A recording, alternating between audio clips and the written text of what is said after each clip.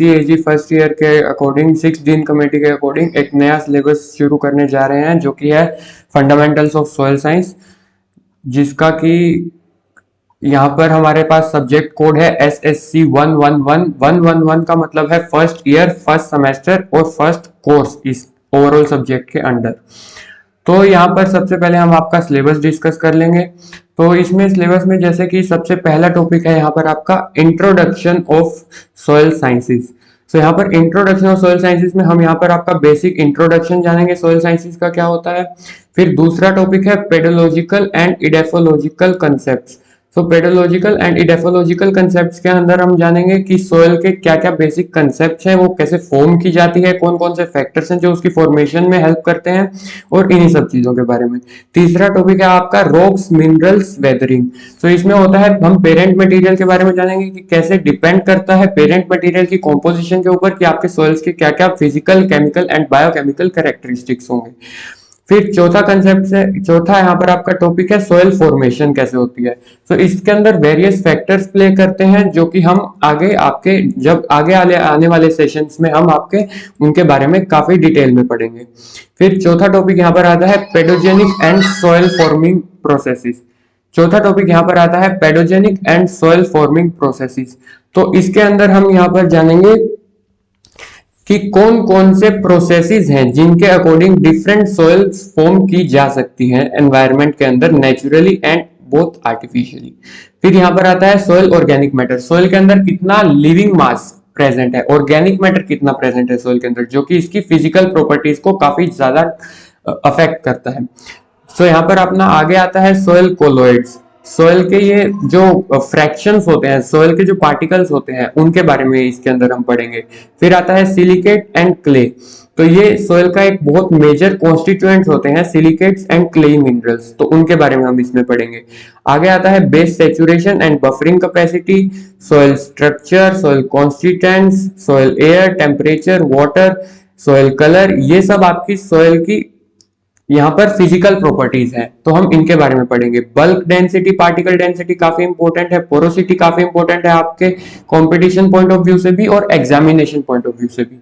फिर आगे आता है आपका soil texture, soil classification and soil order. इसमें होता है कि हमारे एनवायरनमेंट में, अर्थ में कितने कितने टाइप के सॉइल के टेक्सचर्स अवेलेबल हैं। सॉइल क्लासिफिकेशन के अंदर हम पढ़ेंगे clayey soil, silty soil and Sandy soil. फिर सॉइल ऑर्डर के अंदर हम पढ़ेंगे वो वर्टी सॉइल्स होते हैं जो ब्लैक सॉइल होती है, तो उनकी क्या क्या प्रॉपर्टीज होती है, वो कहाँ कहाँ पाई जाती है वर्ल्ड में एंड इंडिया में सब्सिक्वेंटली। एंड हम आगे पढ़ेंगे कि उसमें कौन कौन सी क्रॉप्स हम ग्रो कर सकते हैं। फिर आता है major soils of India. India में basically 6 to 7 types of major soils पाई जाती है, जिनके अंदर की डिफरेंट डिफरेंट जो कि अफेक्ट करती है वहां के एग्रीकल्चरल पैटर्न को थ्रू आउट द ईयर। तो वो हम जानेंगे कि वो कैसे फॉर्म होती है, उनके अंदर क्या क्या वेदर के फिनोमिना है जिनकी वजह से वो सॉइल्स वहां पर बनी है, और फिर उनके अंदर कौन कौन सी क्रॉप्स ग्रो करी जा रही है मेजर पार्ट्स ऑफ इंडिया में। तो ये आपका बेसिकली ओवरऑल जो सिलेबस है हम पढ़ेंगे, ये हम लगभग 14 to 15 लेक्चर्स में कवर करेंगे आपका पूरा सॉइल साइंस का बेस, जो कि आपका अदर सब्जेक्ट्स का भी बिल्कुल बेस लेवल से स्टार्ट करेंगे। तो हम अदर सब्जेक्ट्स को भी ये आपका वहां पर सपोर्ट करता आपको दिखाई देगा। सबसे पहले हम पढ़ते हैं इंट्रोडक्शन ऑफ सॉइल साइंस। तो ये हम बिल्कुल बेसिक से स्टार्ट कर रहे हैं। तो इंट्रोडक्शन ऑफ सॉइल साइंस के अंदर यहाँ पर हम आगे जाएंगे। तो ये देखिए, ये है वीवी डोकुचेव, ये है फादर ऑफ सॉइल साइंस। इनका पूरा नाम है वेसिली वेसिलेविच डोकुचेव। इनको हम वीवी डोकुचेव बोल सकते हैं, इनका फेमस नेम यही है। ये फादर ऑफ सॉइल साइंस बोला जाता है इनको।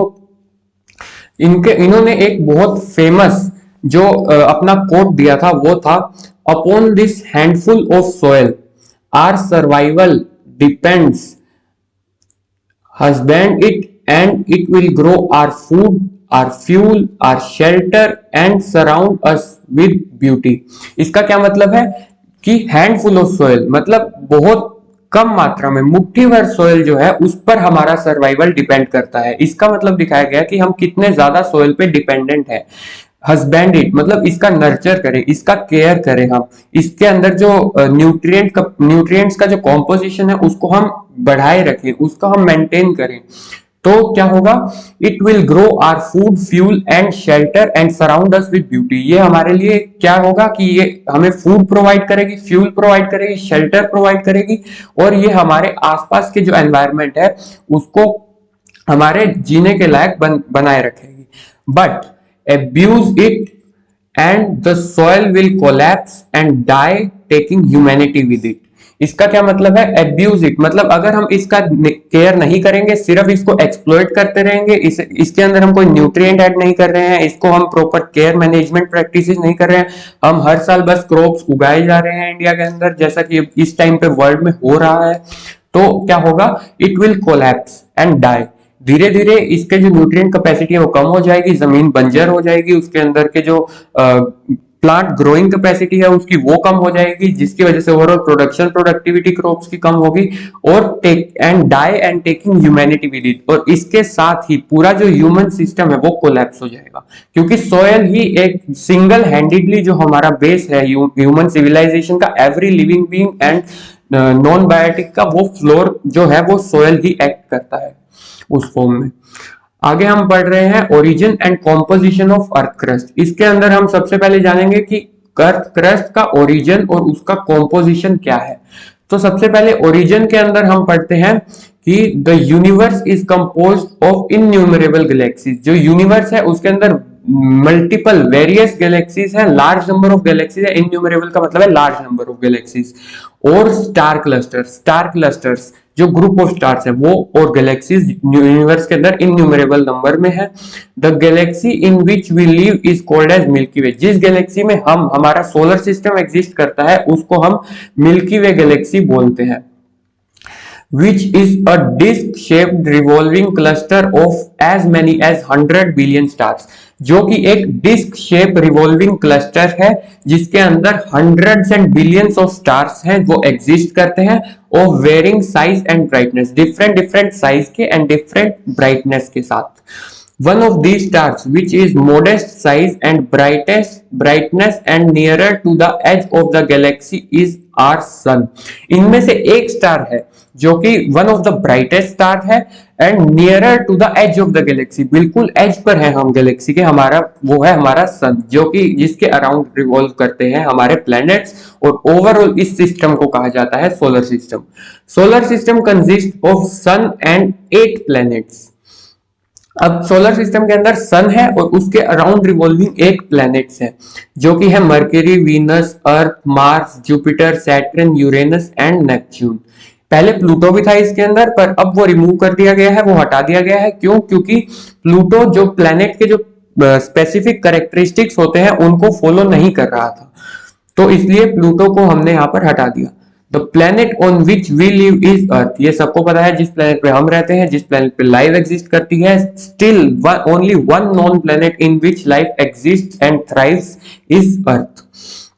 Now initially earth was in molten state. Initially earth molten state में थी, फिर उसके बाद में क्या हुआ, solidification of molten magma in due course of geological time along with water oxygen makes it possible for the origin of life। तो इसके अंदर क्या बताया गया है कि अर्ली स्टेजेस में जो अर्थ है वो मोल्टन स्टेट में प्रेजेंट थी, पर फिर उसके बाद में धीरे धीरे सोलिडिफिकेशन होता गया। कैसे?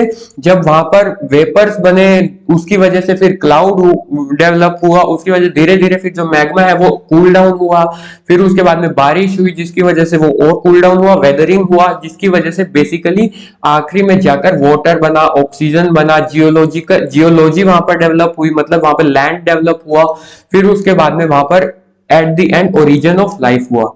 Now molten magma is still present in the core of the earth which comes out in the form of volcanic eruption। जो molten magma जो कि माना जाता है कि वही पूरी अर्थ को कवर किया हुआ था अर्ली स्टेजेस में, वो अभी भी अर्थ के कोर में प्रेजेंट है, पर वो अभी स्टिल आज के समय पर भी अगर आप देखेंगे तो वो के कुछ पर्टिकुलर फॉर्म्स में कुछ पर्टिकुलर जगहों से अर्थ के सरफेस के ऊपर, क्रस्ट के ऊपर आता रहता है, जैसे कि वोल्केनिक इरप्शन वोल्केनोस के अंदर होता है।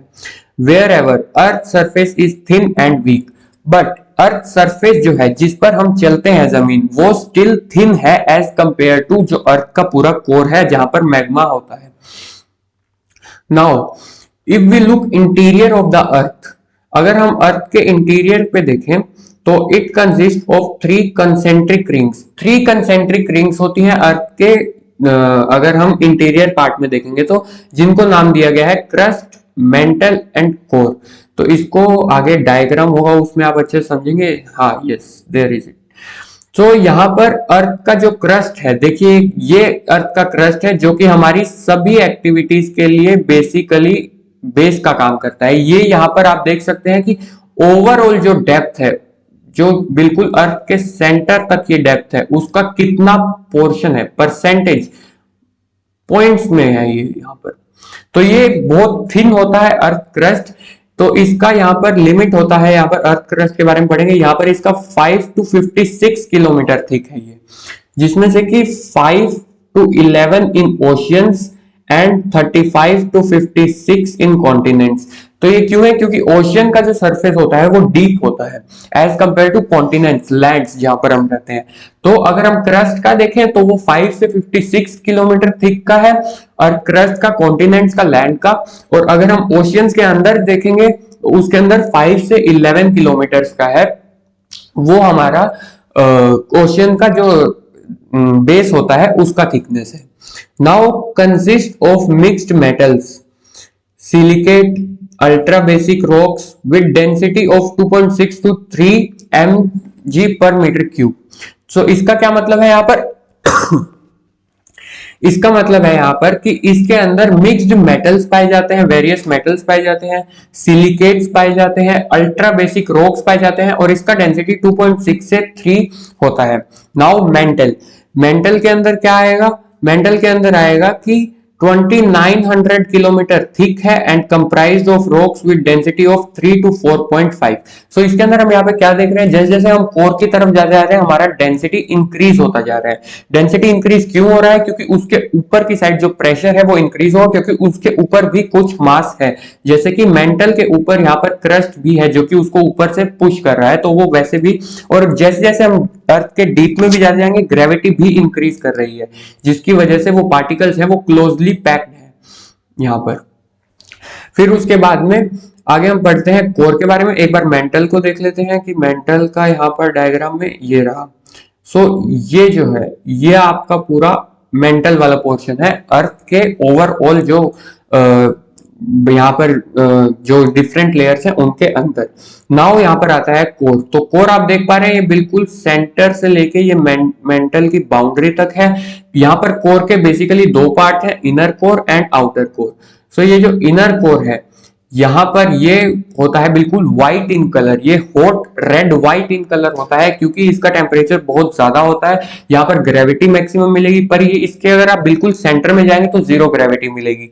क्यों? क्योंकि उसको फिर इक्वली सभी साइड से बिल्कुल अंदर की साइड पुश किया जा रहा होगा, तो यहाँ पर बिल्कुल जीरो ग्रेविटी मिलेगी। अगर आप इसके इधर हो जाएंगे तो ग्रेविटी इधर एक्ट करेगी, अगर आप इस सेंटर के इधर हो जाएंगे तो ग्रेविटी इधर एक्ट करेगी। तो यहाँ पर बिल्कुल सेंटर में जीरो ग्रेविटी होगी। और ये जो आउटर कोर होता है ये ऑरेंज रेड इन कलर का होता है। ये बेसिकली इनर कोर और आउटर कोर के अंदर डिफरेंस यहाँ पर इसीलिए बताया गया है क्योंकि यहाँ पर टेम्परेचर का डिफरेंस है इन दोनों के अंदर। तो हम इसके बारे में यहाँ पर पढ़ेंगे कोर के बारे में। So core is inner most portion of the earth having thickness of 3500 kilometre and comprised of metals such as nickel and iron with average density of 9 to 12। तो यहाँ पर आप देख पा रहे हैं कि कोर के अंदर क्या होगा? कोर के अंदर होता है portion of earth having thickness, इसका थिकनेस है 3500 किलोमीटर का। ये जो बेसिक पॉइंट्स है, जैसे कि आप यहाँ पर ये थिकनेस का पॉइंट देख पा रहे हैं, यहाँ पर इसका जो बताया गया है साइज का, ये डेंसिटी का बताया गया है, इसके अंदर कौन कौन से यहाँ पर की कॉन्स्टिट्यूएंट्स पाए जाते हैं, ये जैसे कि इन सब पॉइंट्स को आपको याद रखना है। क्रस्ट, मेंटल और कोर के बारे में तीन पॉइंट है यहाँ पर। पहला पॉइंट है डेंसिटी का, दूसरा पॉइंट है कॉन्स्टिट्यूएंट्स का, तीसरा पॉइंट है यहाँ पर आपका इसका डिस्टेंस का, थिकनेस ऑफ द लेयर का। सो ये तीन पॉइंट आपको याद रखना है। और पहले सबसे ऊपर क्रस्ट आता है, फिर मेंटल आता है, फिर कोर आता है। बस आपको इतना ही इस पार्ट में याद रखना है। फिर आता है if we look in the exterior of the earth there are three spheres corresponding to the three states of matter solid liquid and gas. So अगर हम अर्थ के आउटसाइड देखें तो वहां पर थ्री स्फीयर्स होते हैं जो corresponding to their state of matter है, जैसे कि सॉलिड है, लिक्विड है और गैस है। तो वो कौन कौन से थ्री स्फीयर्स का बात कर रहे हैं, वो यहाँ पर हो रहा है हाइड्रोस्फीयर, एटमोस्फियर एंड लिथोस्फीयर। सो इसके अंदर क्या क्या आता है, सो यहाँ पर हाइड्रोस्फीयर के अंदर आते हैं बेसिकली वाटर जो कि लिक्विड स्टेट में है, एटमोस्फियर के अंदर आता है एयर जो कि मिक्सचर ऑफ गैसेस है, और लिथोस्फीयर के अंदर हमारा अपर बिल्कुल अपर लेयर ऑफ सॉइल आता है जो कि बेसिकली सॉलिड स्टेट में आपके पास अवेलेबल है। सो यहाँ पर हाइड्रोस्फीयर, एटमोस्फियर और लिथोस्फीयर के बारे में यहाँ पर बात हो रहा है। तो अब लिथोस्फीयर के अंदर पे हम क्या पढ़ेंगे यहाँ पर, which is a solid surface comprised of rocks, minerals and soil which covers almost 1/4 of the planet. तो यहाँ पर क्या होगा, लिथोस्फीयर के अंदर कॉन्स्टिट्यूएंट्स क्या क्या है, रॉक्स है, मिनरल्स है एंड सॉइल है जो कि 1/4 ऑफ द ओवरऑल अर्थ को कवर करता है। नाउ हाइड्रोस्फीयर के अंदर आता है represents the presence of water surrounding the earth present in sea, ocean, underground water, absorbed in air and cover almost 3/4 of the Earth's surface, whereas the gaseous envelopes nitrogen, oxygen, nitrogen यहाँ पर हमारे 78% है, oxygen यहाँ पर 20.9 और 21% है approx, argon हमारे पास यहाँ पर 0.9% है, कार्बन डाइऑक्साइड 0.03% है।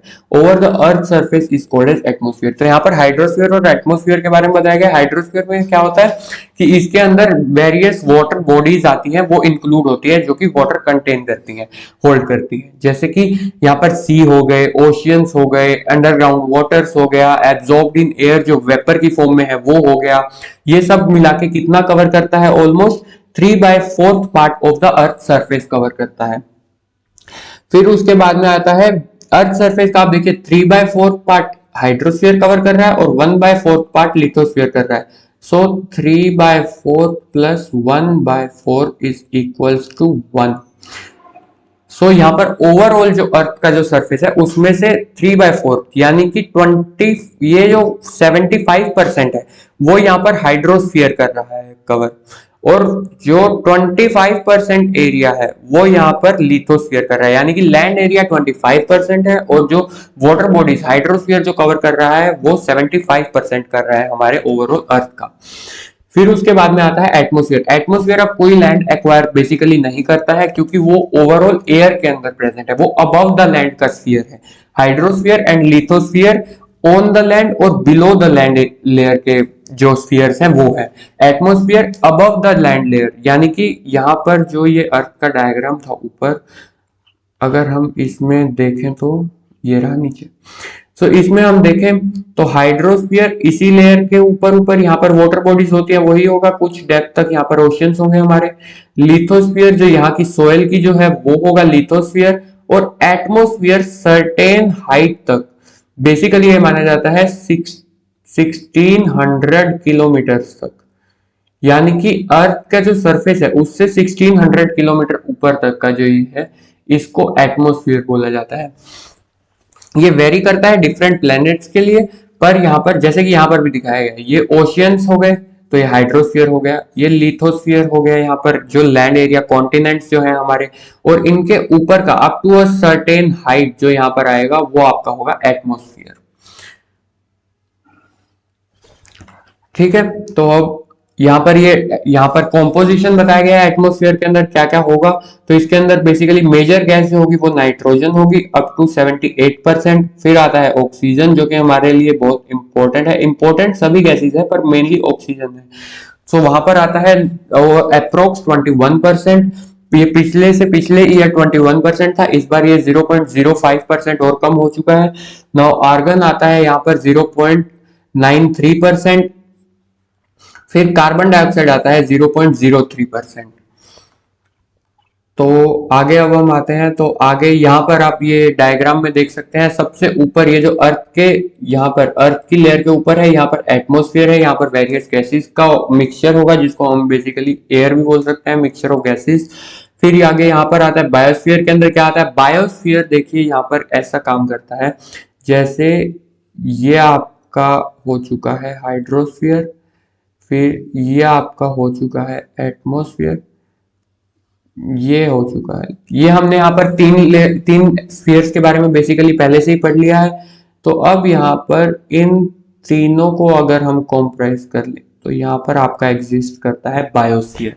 तो इसके अंदर क्या होगा, हाइड्रोस्फीयर के अंदर जो यहाँ पर फिशेज हैं, जो शार्क्स हैं, वेल्स हैं, क्रैब्स हैं, प्रॉन्स हैं, जो कि वाटर में एग्जिस्ट करते हैं, वो जो लिविंग ऑर्गेनिजम्स है वो यहाँ पर बायोस्फीयर में आते हैं। वेरियस माइक्रो ऑर्गेनिजम्स या फिर जो समटाइम्स जो बर्ड्स हैं वो फ्लाई करते हैं जब, तो वो सब एटमोस्फेयर में एग्जिस्ट करते हैं। जो एटमोस्फेयर के जो इंपॉर्टेंस है, जैसे कि एयर जो है एटमोस्फेयर के अंदर, वो एवरी लिविंग ऑर्गेनिज्म के लिए इक्वली इंपॉर्टेंट है। तो वो जो सब होते हैं वो यहाँ पर एटमोस्फेयर के अंदर आते हैं। और लिथोस्फीयर के अंदर यहाँ पर आते हैं जो माइक्रो ऑर्गेनिजम्स है, जो बैक्टीरिया है, जो डीकम्पोजर्स का एक्ट करते हैं in decomposition of various organic matter, जो कि सॉइल को रिच रखते हैं, वो यहाँ पर बायोस्फीयर के इस पार्ट के अंदर आते हैं। तो बायोस्फीयर एक पर्टिकुलर स्फीयर नहीं है जो कहीं एग्जिस्ट करे, वो सभी स्फीयर्स के साथ कोरिलेट करता है। उसमें लिविंग ऑर्गेनिजम्स आते हैं जो अदर स्फीयर्स के साथ कोरिलेट करते रहते हैं time to time according to their need and various processes. So यहाँ पर हाइड्रोस्फीयर देख सकते हैं, यहाँ पर आप वाटर है। फिर यहाँ पर पेडोस्फीयर, पेडोस्फीयर अब एक यहाँ पर एक बहुत इंटरेस्टिंग यहाँ पर टर्म लाया गया है, क्योंकि ये लिथोस्फीयर का ही है। तो ये लिथोस्फीयर यहाँ क्यों लिखा गया है, लिथोस्फीयर के अंदर मेनली रॉक्स एंड मिनरल्स जो हार्डी नेचर का है, जो ये अर्थ के डीप पार्ट के अंदर पाया जाता है।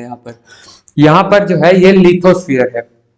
पेडोस्फीयर का मतलब क्या होता है, जो लूज सॉइल होती है जिसको कि हम यहाँ पर कल्टीवेट कर सकते हैं, कल्चर प्रैक्टिसेस के अंदर इंक्लूड कर सकते हैं, उनको हम यहाँ पर पेडोस्फीयर एक स्पेसिफिक टर्म्स है। देखिए जैसे जैसे आप हायर स्टडीज में जाएंगे आपको जनरल से स्पेसिफिक की तरफ ले जाया जाएगा। जैसे कि आप पहले लिथोस्फीयर बोल देते थे, पर अब आप पेडोस्फीयर बोलेंगे। अगर आपसे कोई पूछे कि जो सोयल है जो एग्रीकल्चरल प्रैक्टिसेस के लिए यूज होती है, तो वो कौन से स्फीयर में आती है, तो लिथोस्फीयर नहीं बोलेंगे आप। लिथोस्फीयर में रॉक्स एंड मिनरल्स आते हैं, आप ये उसको एक्सप्लेन भी कर सकते हैं सामने वाले को। तो जो सोयल है जो कि एग्रीकल्चरल प्रैक्टिसेस के लिए यूज होती है या वेरियस प्रैक्टिसेस के लिए यूज होती है, जो कि हल्की सी लूज होती है as compare to the deeper layers of the soil, उसको यहां पर बोला जाता है पेडोस्फीयर। जैसे कि यहां पर पेडोलॉजी जो है, पेडोलॉजी किसको बोला जाता है, पेडोलॉजी यहां पर आपका बोला जाता है स्टडी ऑफ सॉइल के लिए। सॉइल साइंस की स्टडी को यहां पर बोला जाता है पेडोलॉजी। पेडो एक लैटिन वर्ड से लिया गया है जिसका मतलब होता है पेडोन, एंड यहां पर आता है आपका लोगस। सो पेडोन का मतलब होता है वन सॉइल पार्टिकल, तो पर्टिकुलर एक सॉइल पार्टिकल का, और लोगस का यहाँ पर मतलब होता है स्टडी। सो एक सॉइल पार्टिकल बेसिकली सॉइल का स्टडी करना, उसको हम यहाँ पर बोलते हैं पेडोलॉजी। सो ये भी आप याद रखेंगे, इसीलिए यहाँ पर आपको बोला गया है ये पेडोस्फीयर है। फिर उसके बाद में यहाँ पर आता है ये आपका बेसिकली सॉरी, ये यहाँ पर आपका बेसिकली ये है composition of atmosphere. So composition of atmosphere में जैसे कि हमने ऊपर पढ़ा कि यहाँ पर नाइट्रोजन अप्रोक्स 78% ये जो है ये बेसिक जो पोर्शन है वो कवर करता है आपका एटमोस्फियर का। फिर उसके बाद में आता है सेकंड आपका मेजर जो गैस है वो है ऑक्सीजन, जो कि 21% है। फिर आगे अदर गैसेज जैसे कि यहाँ पर आपका आता है यहाँ पर argon, carbon dioxide and other वो CH4 मीथेन जो कि ग्रीन हाउस गैसेस है, या CFCs आपका, ये सब जो है ये सब आपका इन अदर 1% में आता है, ये बहुत कम अमाउंट में प्रेजेंट है।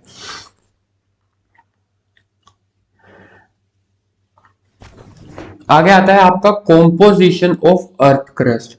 सो कॉम्पोजिशन ऑफ अर्थ क्रस्ट के अंदर यहाँ पर क्या आता है, the earth crust is principally composed of mineral matters and the mineral matter is made up of various elements combined together to form compounds। Earth crust के अंदर बेसिकली मिनरल मैटर प्रेजेंट होता है जो कि मेड अप ऑफ, जो कि किससे बनता है, made up of various elements combined together to form compounds. Now some elements exist such without forming compounds, कुछ एलिमेंट्स है जो विदाउट फॉर्मिंग कंपाउंड्स एग्जिस्ट करते हैं अपनी इनर्ट स्टेट में। Almost all the elements known us at present except the inert gases, देखिए यहाँ पर भी ये इनर्ट गैसेस वर्ड आ गया है, are present in earth crust. जो ऑलमोस्ट हमें जितने नोन एलिमेंट्स हैं वो except inert gases are present in earth crust. Inert gases earth crust के अंदर प्रेजेंट नहीं होती है, वो एटमॉस्फेयर के अंदर प्रेजेंट होती है।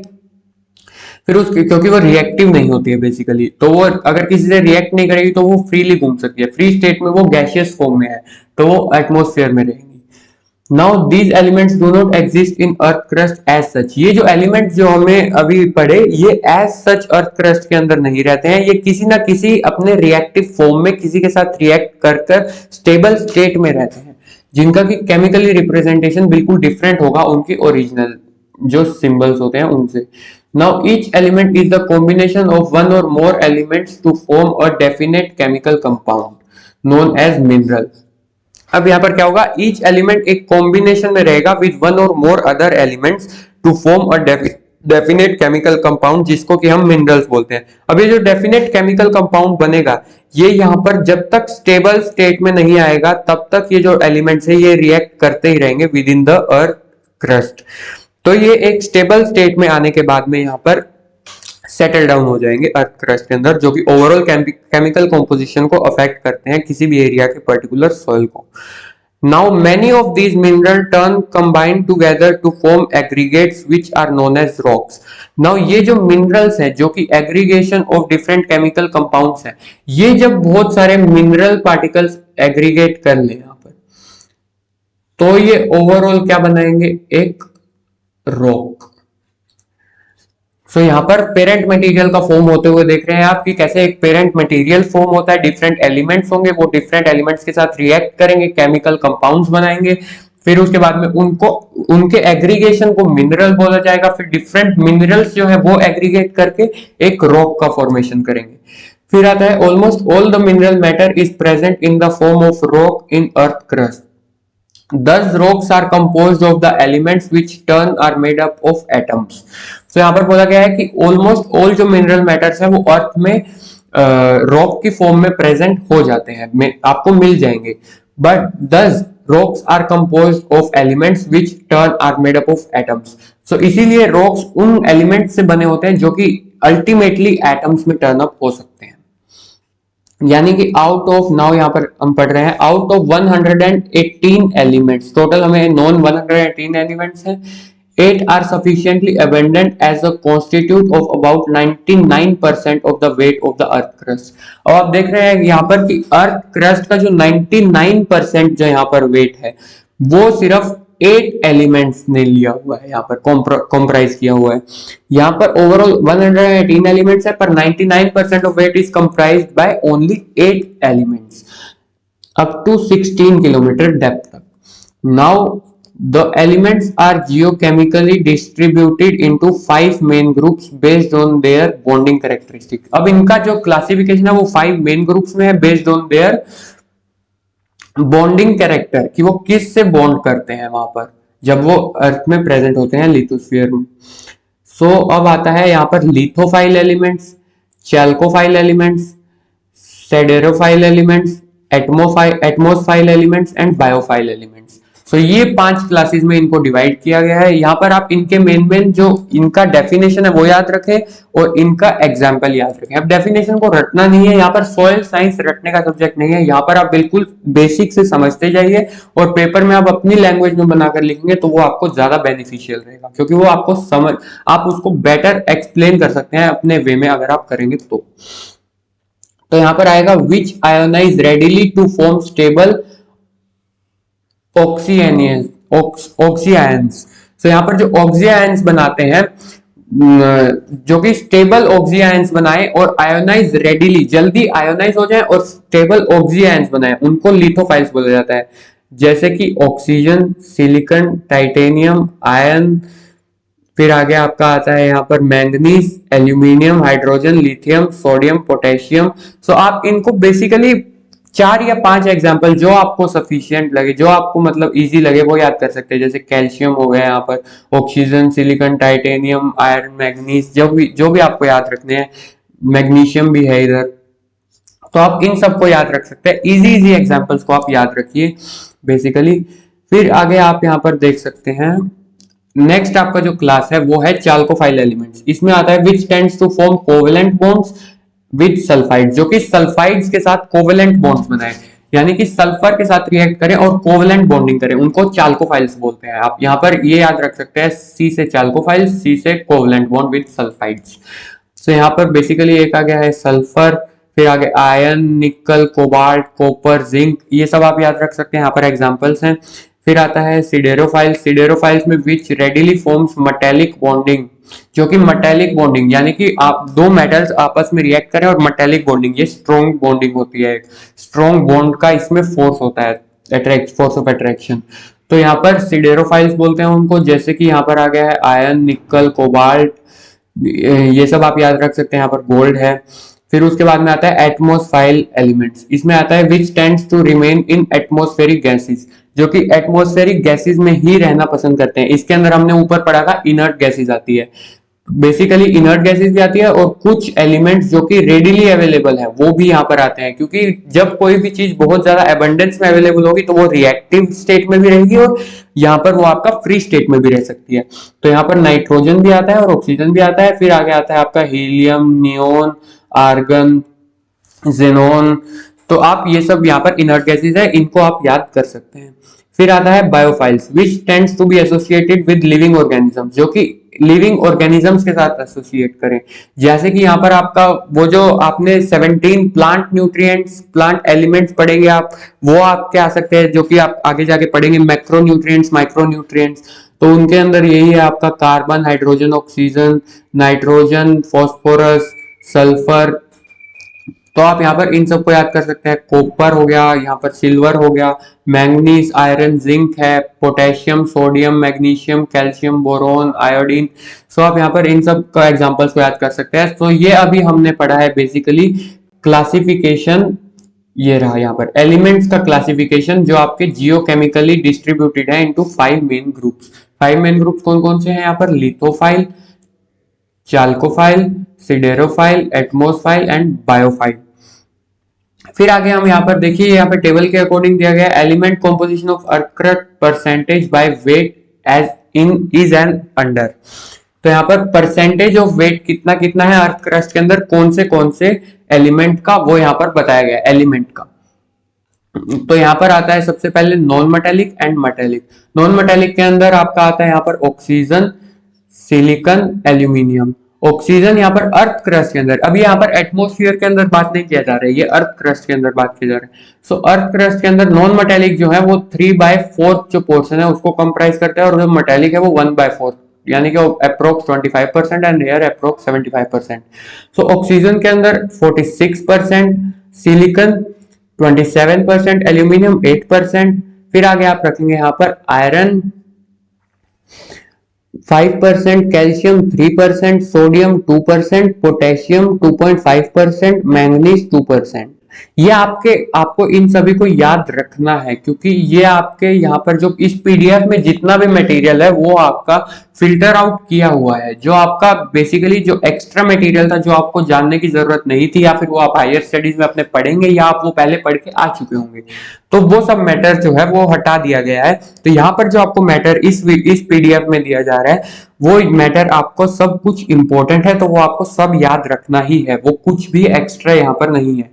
जो ऊपर हमने 5 क्लासेस पढ़ी है, यहाँ पर ये सब भी आपका मैक्सिमम कंपोज करके ही आपको दिया जा रहा है यहाँ पर। इससे ज्यादा आपको यहाँ पर ओवरऑल सबसे ज्यादा नॉलेज और इतने कम ओवरऑल जो लिखा हुआ है मैटर में नहीं दिया जा सकता है। तो यहाँ पर आपको इस सब जो इस पीडीएफ के अंदर है वो आपको सब कुछ पढ़ना ही है। आगे यहाँ पर आपको एक्सप्लेन किया गया है यहाँ पर सोयल का फ्लो चार्ट से उसका क्लासिफिकेशन कि उसके अंदर क्या क्या प्रेजेंट होता है। तो सोयल के अंदर यहाँ पर सोयल सॉलिड्स होते हैं, लिक्विड्स होते हैं एंड गैसियस पोर्शन होता है।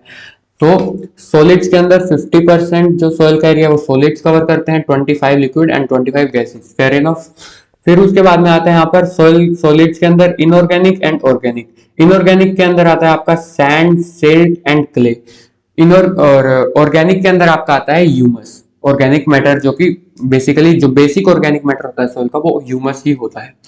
तो यहाँ पर सैंड, सिल्ट एंड क्ले ये वेरियस क्लासेस ऑफ सोइल बोला जाता है इनको, सैंड सिल्ट एंड क्ले को, जो कि आगे आपका एक पर्टिकुलर टॉपिक भी है जिसको हम डिटेल में पढ़ेंगे, इफेक्टिवली पढ़ेंगे। तो यहाँ पर सैंड सिल्ट एंड क्ले के अंदर जो प्राइमरी मिनरल्स जो सैंड और सिल्ट के अंदर प्रेजेंट होते हैं वो होते हैं quartz, mica and feldspar. Primary minerals जो आपके सॉइल के अंदर होंगे वो होंगे क्वार्ट्ज, माइका एंड फील्डस्पेर। और जो सेकेंडरी मिनरल्स होते हैं जिनको हम क्लेई मिनरल्स भी बोलते हैं, प्राइमरी मिनरल्स आपके सैंड और सिल्ट में मिलेंगे आपको, जो कि क्वार्ट्ज, माइका एंड फील्डस्पेर, ये आपको नेम याद होनी चाहिए। फिर उसके बाद में जो सेकेंडरी मिनरल्स होते हैं सॉइल के, वो आपके क्लेई मिनरल्स, जो क्ले के अंदर बेसिकली प्रेजेंट होते हैं, उनको क्ले मिनरल्स भी बोला जाता है, जो कि हाइड्रस ऑक्साइड्स होते हैं। इनके बारे में हम आगे पढ़ेंगे, ये भी एक आपका सिलेबस में पर्टिकुलर टॉपिक है। फिर ये जो आपका है पाई चार्ट के उसमें फॉर्म में दिखाया गया है, आपका जो सॉइल का कॉम्पोजिशन है उसमें liquid phase 25%, solid phase 50% and gaseous phase 25%। यहाँ पर ऑर्गेनिक मैटर भी सम अमाउंट में प्रेजेंट होता है। अब वहां पर अगर कहीं पर आपको ऑर्गेनिक मैटर शो करना है तो यहाँ पर कई बार सॉलिड फेज को 45% दिखाया जाता है एंड ऑर्गेनिक मैटर को 5% दिखाया जाता है। तो ये भी आप याद रखेंगे। अगर आपको यहाँ पर सॉइल का कॉम्पोजिशन पूछ ले और उसका बेसिकली जो फेज का जो पाई चार्ट है वो आपको अगर बनाना आ जाए, तो अगर आपको ऑर्गेनिक मैटर आप उसमें शो कर रहे हैं तो लिक्विड और गैसियस फेज यहाँ पर 25-25 रहेंगे, सॉलिड फेज 45 रहेगा और ऑर्गेनिक मैटर 5% रहेगा। अगर आप ऑर्गेनिक मैटर शो नहीं कर रहे हैं तो आप इसको 50% कर सकते हैं, क्योंकि ऑर्गेनिक मैटर भी सॉलिड फेज में ही आता है। फिर उसके बाद में यहाँ पर आता है abundance of rock in earth crust. अब अर्थ क्रस्ट के अंदर कौन कौन से रॉक्स पाए जाते हैं उसके बारे में हम देखेंगे। So the composition of upper 5 kilometre of earth crust is as follows. Earth crust हमने पढ़ा था वहां पर 5 से लेके और 56 किलोमीटर तक होता है इसका जो डेप्थ है अर्थ क्रस्ट के अंदर, 5 से 56। पीछे हमने पढ़ा था अभी 10-12 स्लाइड पहले, तो उसमें क्या था कि 5 से 56 होता है। तो जो अपर 5 जो लेयर है अर्थ क्रस्ट की, उसका जो क्लासिफिकेशन है बेसिकली उसमें कौन कौन से रॉक्स पाए जाते हैं, क्योंकि हमें अपर 5 किलोमीटर से ही मतलब है, क्योंकि वहां पर ही हमारा एवरी अदर प्रैक्टिस हो रहा है। जो हमारा सस्टेनेबल जो हमारा लिविंग स्टाइल है, लाइफ स्टाइल है, वो हमारा इसी पे डिपेंड कर रहा है, यही हमें बेस प्रोवाइड कर रहा है एवरी एक्टिविटी के लिए। उसके नीचे आज तक कोई जा भी नहीं पाया है, तो उससे हमें मतलब नहीं होना चाहिए। यहाँ पर सोयल साइंस में बेसिकली एग्रीकल्चरल प्रैक्टिसेस के लिए अपर फ्यू मीटर्स की ही लेयर जो है वो सोयल की हमारे अफेक्ट करती है, तो हमें उसी से मतलब होना चाहिए, पर आपको 5 किलोमीटर तक का पता होना चाहिए। तो यहाँ पर आता है सेडिमेंट्री रॉक्स, इग्नियस रॉक्स। तो यहाँ पर सेडिमेंट्री और इग्नियस रॉक्स आते हैं। सेडिमेंट्री रॉक्स होता है वो 74% कंप्राइज करता है, इग्नियस रॉक होता है वो 18% कंप्राइज करता है, और जो अदर होता है वो 8% कंप्राइज करता है। फिर सेडिमेंट्री रॉक्स के अंदर आता है शाल, सैंडस्टोन, लाइमस्टोन एंड डोलोमाइट। तो ये सेडिमेंट्री रॉक्स है, उनके कॉन्स्टिट्यूएंट्स है क्या, सेडिमेंट्री रॉक्स के अंदर कौन कौन से टाइप ऑफ रॉक्स होते हैं। तो उसके अंदर यहाँ पर शाल होता है, सैंडस्टोन होता है, लाइमस्टोन एंड डोलोमाइट होता है। तो ये यहाँ पर इनका कॉम्पोजिशन है, इसको आप याद रख सकते हैं। ओवरऑल अगर आपको सेडिमेंट्री रॉक का और इग्नियस रॉक का ही याद है तो भी सफिशियंट है, अगर आप ये याद ना रखना चाहें तो आपकी इच्छा है, पर अगर आप रख लेंगे तो आपको कॉम्पिटिशन में आगे जाकर बिल्कुल भी यहाँ पर परेशानी नहीं होगी, अगर आप शुरू से ही तैयारी करते रहेंगे तो। फिर आता है आपका इग्नियस रॉक, सेडिमेंट्री रॉक्स हो गया। इग्नियस रॉक जो कि ओवरऑल 18% कवर करता है आपका यहाँ पर ओवरऑल रॉक्स के अंदर। उसमें आता है ग्रेनाइट, बेसोल्ट एंड अदर्स। तो ग्रेनाइट, बेसोल्ट यहाँ पर आपका 15 एंड 3% होता है, जो कि टोटल 18% बनाता है, और अदर आपका है यहाँ पर 8%। ये आपका ओवरऑल टोटल हो जाता है 100%। तो ये आप यहाँ पर समझ गए हैं कि ओवरऑल जो रॉक्स हैं वो 2 टाइप के हैं। ये क्लासिफिकेशन आप ध्यान रखेंगे कि ये अपर 5 किलोमीटर का ही हो रहा है सोइल के अंदर। तो यहाँ पर आते हैं सेडिमेंट्री रॉक्स, ये जो आपने पढ़े थे ऊपर ये सेडिमेंट्री रॉक्स, और यहाँ पर उसके अलावा है यहाँ पर इग्नियस रॉक्स। सेडिमेंट्री रॉक्स के यहाँ पर होते हैं आपके बेसिकली तीन constituents, shall, sandstone, limestone and dolomite. ये पढ़े थे हमने यहाँ पर, शाल, सैंडस्टोन, लाइमस्टोन एंड डोलोमाइट। फिर आता है आपका इग्नियस रॉक। तो इग्नियस रॉक के यहाँ पर आपके 2 टाइप हैं, ग्रेनाइट एंड बेसॉल्ट। एक थर्ड टाइप भी है यहाँ पर जिसमें अदर्स यानी कि माइनर आते हैं आपके। तो ये आपका एक बेसिकली फ्लो चार्ट हो गया रॉक्स का, टाइप्स ऑफ रॉक्स का। आगे आता है the composition of earth crust as a whole differ significantly from the one described above. तो अब आपने जो ऊपर जो पढ़ा था क्लासिफिकेशन रॉक्स का वो ओवरऑल अपर 5 किलोमीटर का था, पर एज अ होल अगर हम अर्थ के क्रस्ट का जब कॉम्पोजिशन देखें तो वो बहुत डिफरेंट है। कैसे डिफरेंट है? क्योंकि उसमें इग्नियस रॉक जो है वो मेजर पोर्शन कवर करता है। तो इग्नियस रॉक क्या है? ये 95% ऑफ जो आपका ओवरऑल अर्थ क्रस्ट के रॉक्स है उनको ये कंप्राइज करता है। कैसे? क्योंकि इग्नियस रॉक्स है वो जो मोल्टन मैग्मा होता है वो होता है। तो जैसे हमने पहले भी पढ़ा था कि जैसे हम अर्थ के डीप चले जाएंगे तो मोल्टन फॉर्म में प्रेजेंट होगा आपका, सॉलिड फॉर्म में आपके रॉक्स और सॉइल्स प्रेजेंट नहीं रहेगी। तो इग्नियस रॉक्स यहाँ पर वही होते हैं जो मैग्मा होता है, मोल्टन मैग्मा होता है, उससे फॉर्म होते हैं, उसके कूल डाउन से, तो वो इग्नियस रॉक्स होते हैं। तो वो अपर जो अर्थ क्रस्ट है उसके अंदर कूल डाउन मैग्मा 95% रहता है। फिर आपका आता है ये सेडिमेंट्री रॉक्स, ये देखिए ओनली 5% है, वहां पर ये अप्रोक्स 75% था। तो ये यहाँ पर ओनली 5% है। इसके अंदर हमने पढ़ा था शाल आता है, सैंडस्टोन आता है, लाइमस्टोन एंड डोलोमाइट आता है।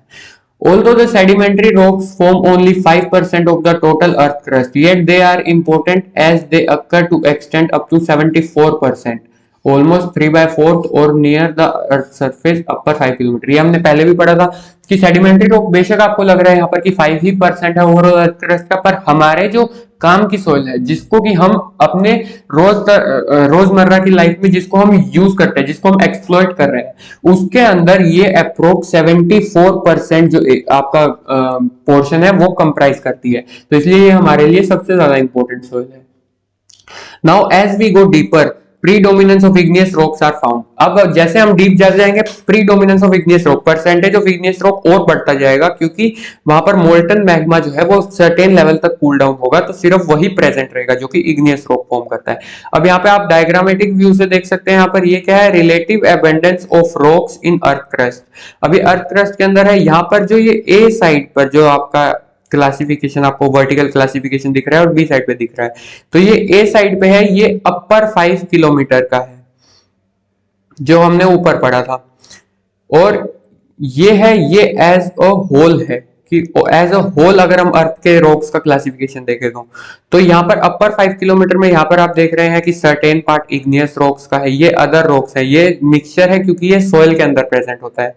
सो ये यहाँ पर अपर पार्ट के अंदर ये अदर्स हो गए जो कि माइनर फॉर्म्स में प्रेजेंट रहेंगे, जो मिनरल वगैरह के फॉर्म में रहेंगे।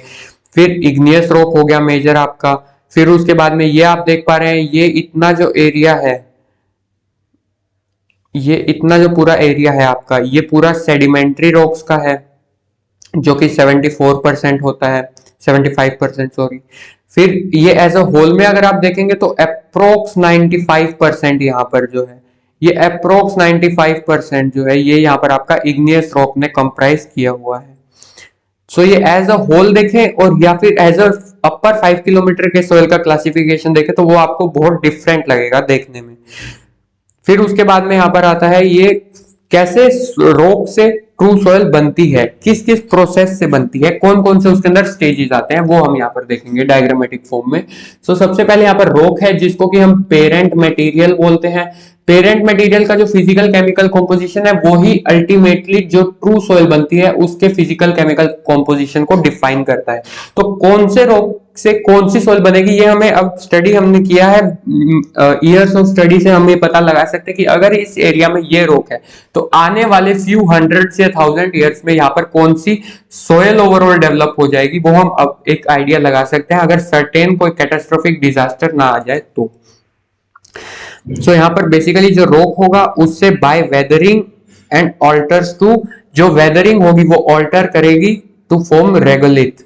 रेगोलिथ क्या होता है? Unconsolidated parent material. अब ये जो रॉक है, ये रॉक है, इसके अंदर ये सॉइल पार्टिकल्स हैं, ये बहुत ज्यादा कॉम्बाइन फॉर्म में है, ये बहुत ज्यादा आपके कॉम्पैक्ट फॉर्म में है, इनके अंदर का जो गैप है वो बहुत कम है, इसीलिए ये हार्डी नेचर का पेरेंट मटेरियल होता है।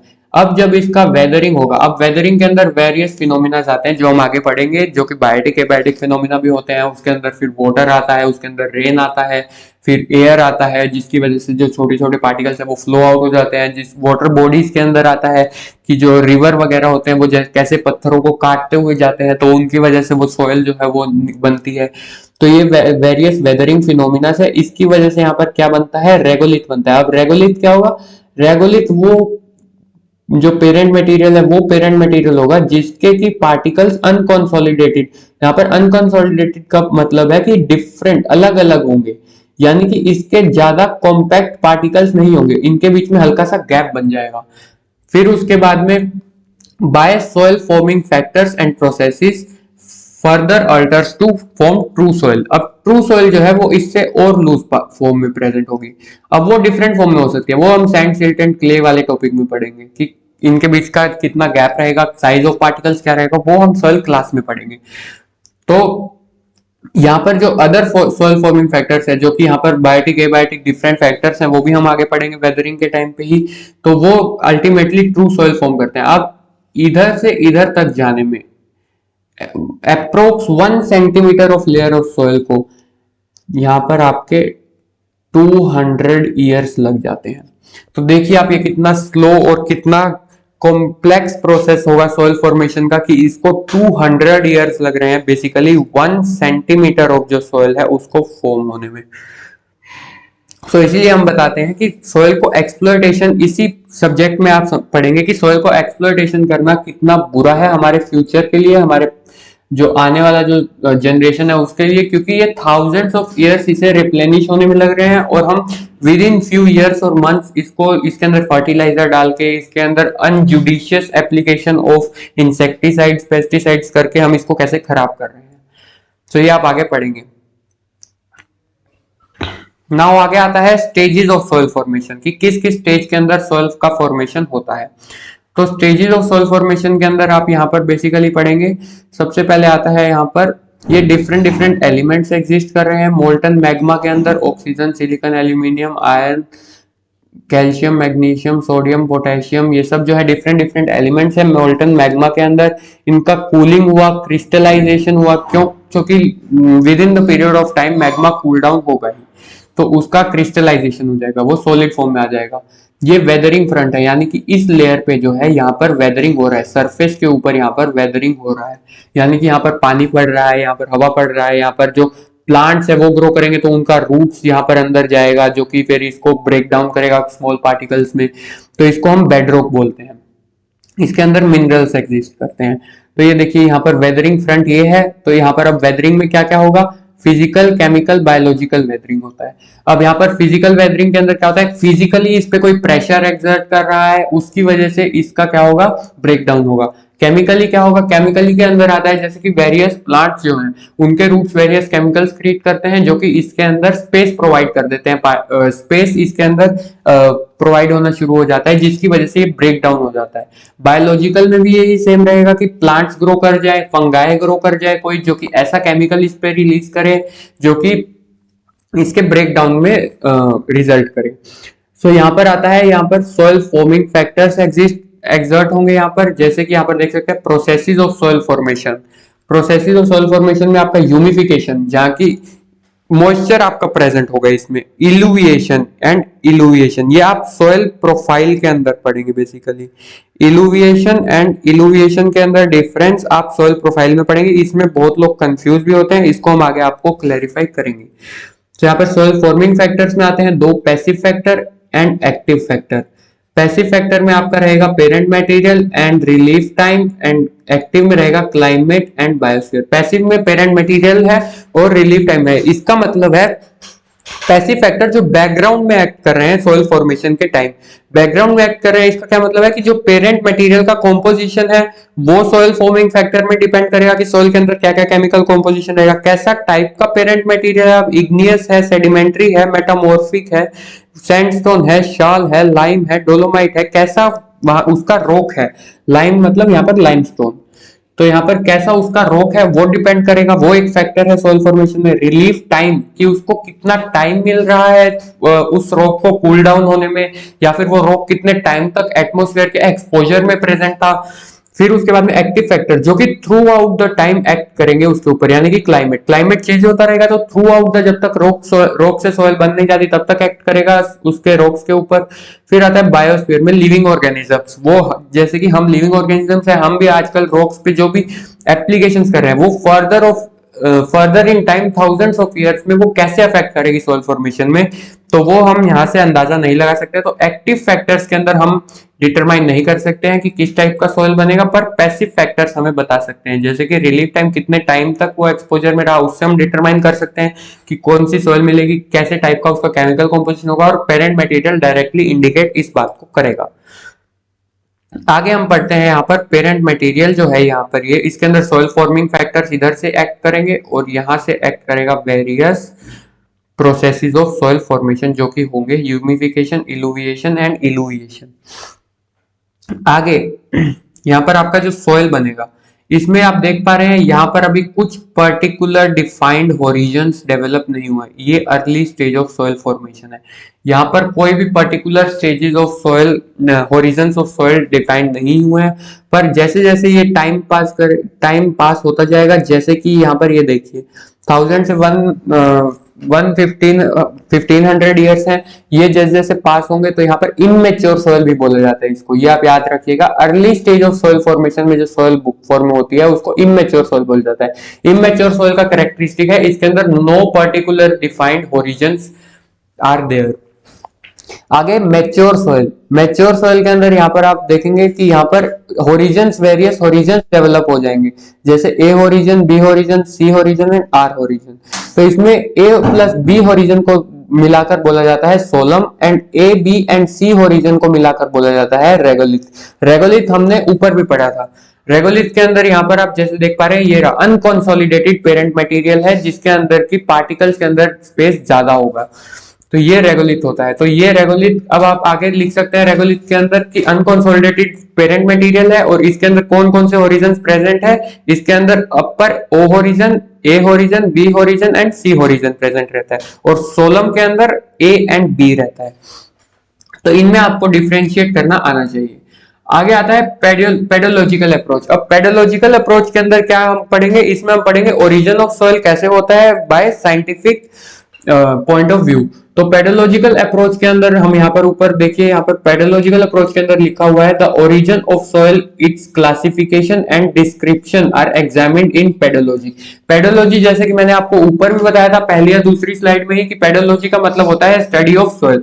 तो ये एक ग्रीक वर्ड से लिया गया है जिसका कि यहाँ पर होता है पेडोन। पेडोन का मतलब होता है सॉइल और अर्थ, यानी कि वन पार्टिकल ऑफ सॉइल या फिर होल अर्थ, इसका पेडोन का मतलब होता है। ये ग्रीक उससे लिया, लैंग्वेज से लिया गया है, और इसका यहाँ पर पेडोलॉजी ओवरऑल साइंटिफिक टर्म है जो हम यूज करते हैं।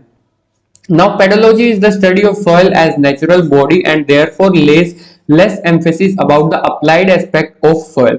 तो इसका मतलब क्या है, पेडोलॉजी यहाँ पर अप्लाइड एस्पेक्ट ऑफ सॉइल के लिए बेसिकली फोकस नहीं करता है। अप्लाइड एस्पेक्ट के अंदर की सॉइल कैसे यूज की जाती है, सॉइल कैसे हम एग्रीकल्चरल प्रैक्टिसेस में यूज करते हैं, सॉइल कैसे हमारे लिए as a floor of various practices of human kind and every living organism कैसे एक्ट करती है, उसके बारे में हम इस पर्टिकुलर ब्रांच ऑफ साइंस में स्टडी नहीं करते हैं। इसके अंदर हम basically soil as a natural body study किया जाता है, यानी कि सॉइल के कैरेक्टरिस्टिक, वो कैसे डेवलप हुई, कितनी ओल्ड है एज ऑफ सॉइल, इन सब के बारे में, सॉइल के साइंटिफिक जो कॉम्पोजिशन है उसके बारे में इसके अंदर हम स्टडी करते हैं। Now a pedology studies soil as they occur in their natural environment। Soil के अंदर कुछ और जो हम पेडोलॉजी में सोइल को स्टडी करेंगे तो उसके अंदर कुछ ऑल्टरेशन नहीं होना चाहिए, एज सच जो नेचुरल एनवायरनमेंट में उसके एग्जिस्ट करती है उसी फॉर्म में वो सोइल को एक जो पेडोलॉजिस्ट है वो स्टडी करता है। In this approach we consider about origin of soil which include the study of rock and rock forming minerals.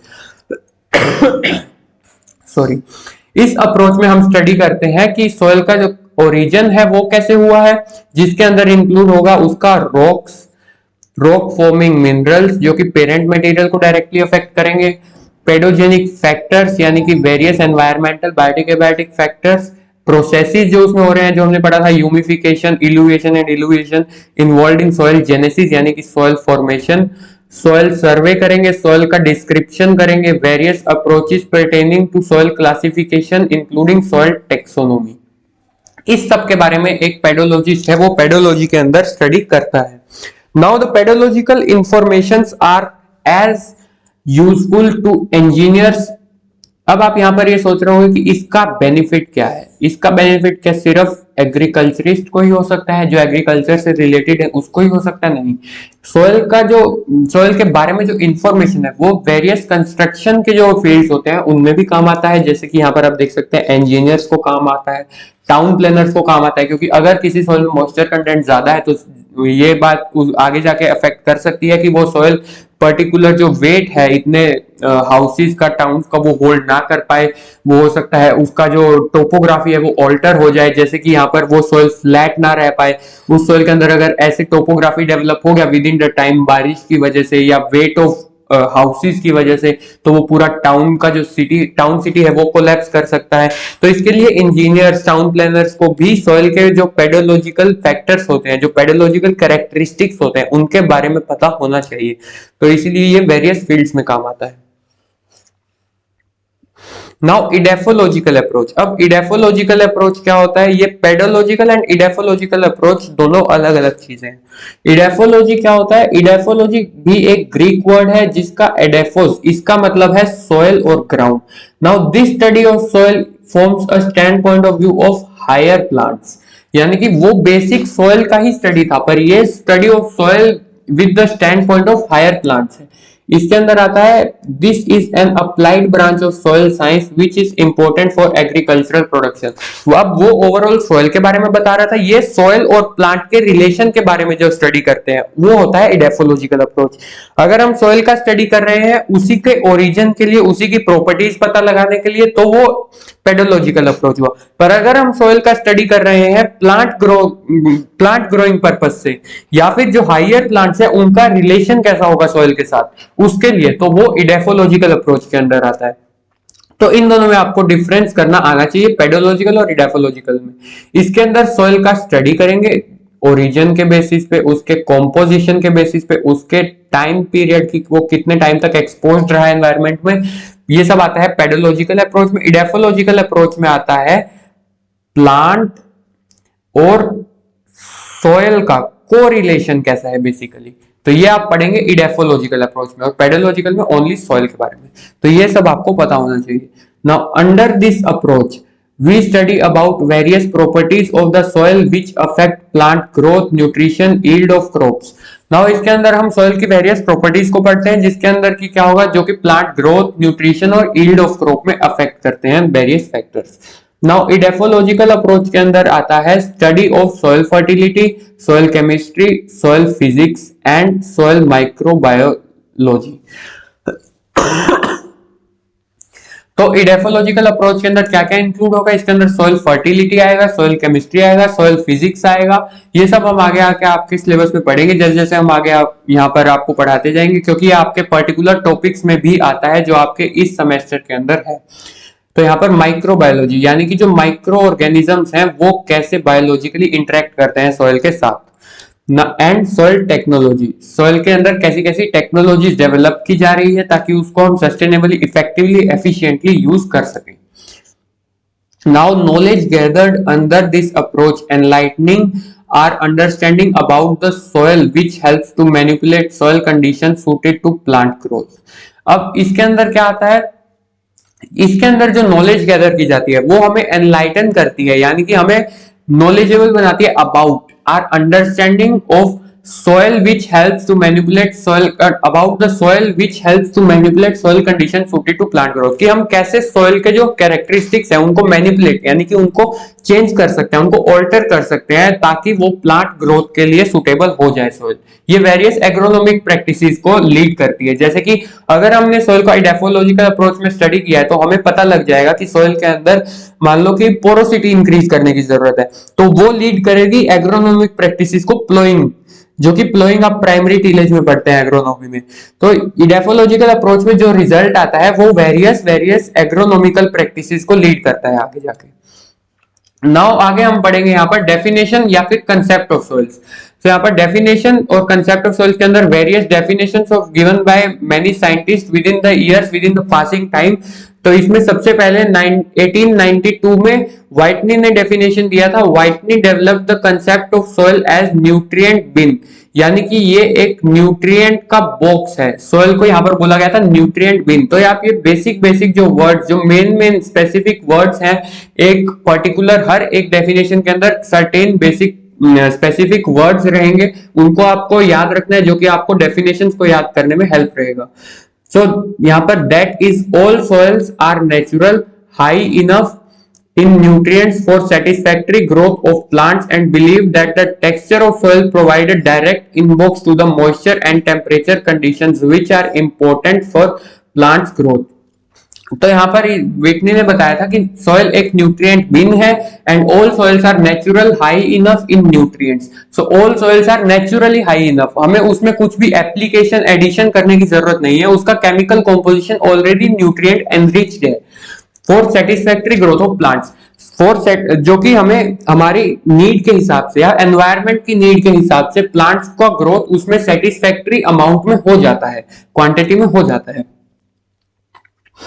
And believe that texture of soil provides direct inbox to moisture and temperature conditions, यानी कि जो texture of soil है वो direct result है moisture और temperature की conditions जो उसमें सॉइल में फॉर्मिंग के टाइम पे रही है, which are important for plant growth, जो कि प्लांट ग्रोथ के लिए इंपॉर्टेंट है। यानी कि moisture, temperature, organic matter, soil का फिजिकल, केमिकल, बायोलॉजिकल प्रॉपर्टीज, ये ओवरऑल जो सभी फैक्टर्स है ये आगे जाके आपके प्लांट ग्रोथ को रिजल्ट करते हैं कि आपका प्लांट ग्रोथ सॉइल में कैसा होगा।